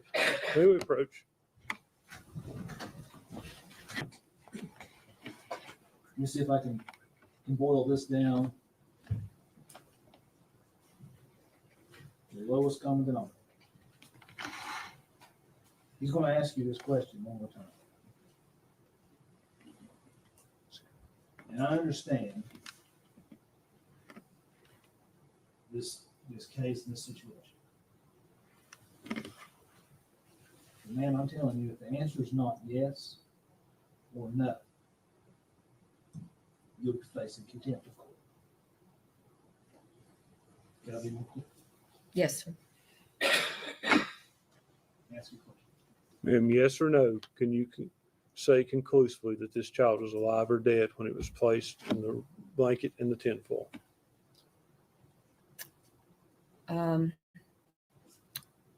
The blanket, tinfoil, the trash can, which one? Okay, the answer is no. She could have been murdered differently. Thank you, doctor. All right, everyone, and this is going to be the end of part 1. So I'm going to kind of do a little sneak peek into the interrogation with Megan Boswell. That's going to be on part 2. Most of part 2 will be all of her interrogations, and I will try to start doing the friends and families interrogation on part 2, and if not, we'll do it on part 3. So again, I want to thank y'all for clicking on this video and watching it. Again, if you enjoyed it, please give it a thumbs up and subscribe so that you can be notified whenever I upload part 2 and 3 to this series. Y'all enjoy the rest of this interrogation and video, and then I will talk to y'all soon. Bye. So we're with the pictures. We're kind of making that time frame. Hold on, shut the doors open. Your grandma's downstairs. She's right here. Where was that at? Time frame pictures. Where were those pictures? They're right here. That's 50 pictures. These are the other pictures. Yeah. I know we kept you here a while. You're kind of in a time crunch. I'm sure your grandmother has got better things to do. Well, I have nothing better to do. You're trying to find my child. So. Okay. Well, basically what I'm getting at is if there's any point in time you need to get up and leave, just go. All right, you're free to leave. I know he's kind of in the way. Well, I just kind of wait till you go like, hey, we're done with you. Okay. I'm just telling you, you're free to go at this point. So we talked about the pictures. I may get into a little more questions. Are you okay with answering some questions again? Yeah, do you want me to sign the papers? I don't have to. Like, I find somebody, I'm definitely more than okay with talking to you all. Do you care to do it just in case? I'm gonna get. I just thought of this.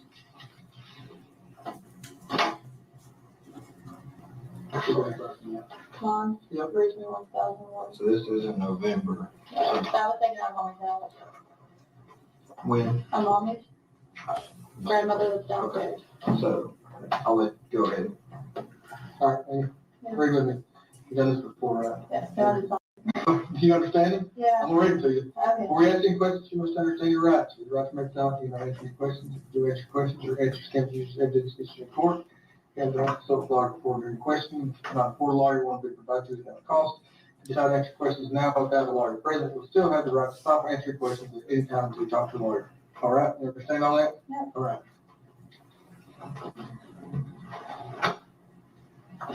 Okay, all right.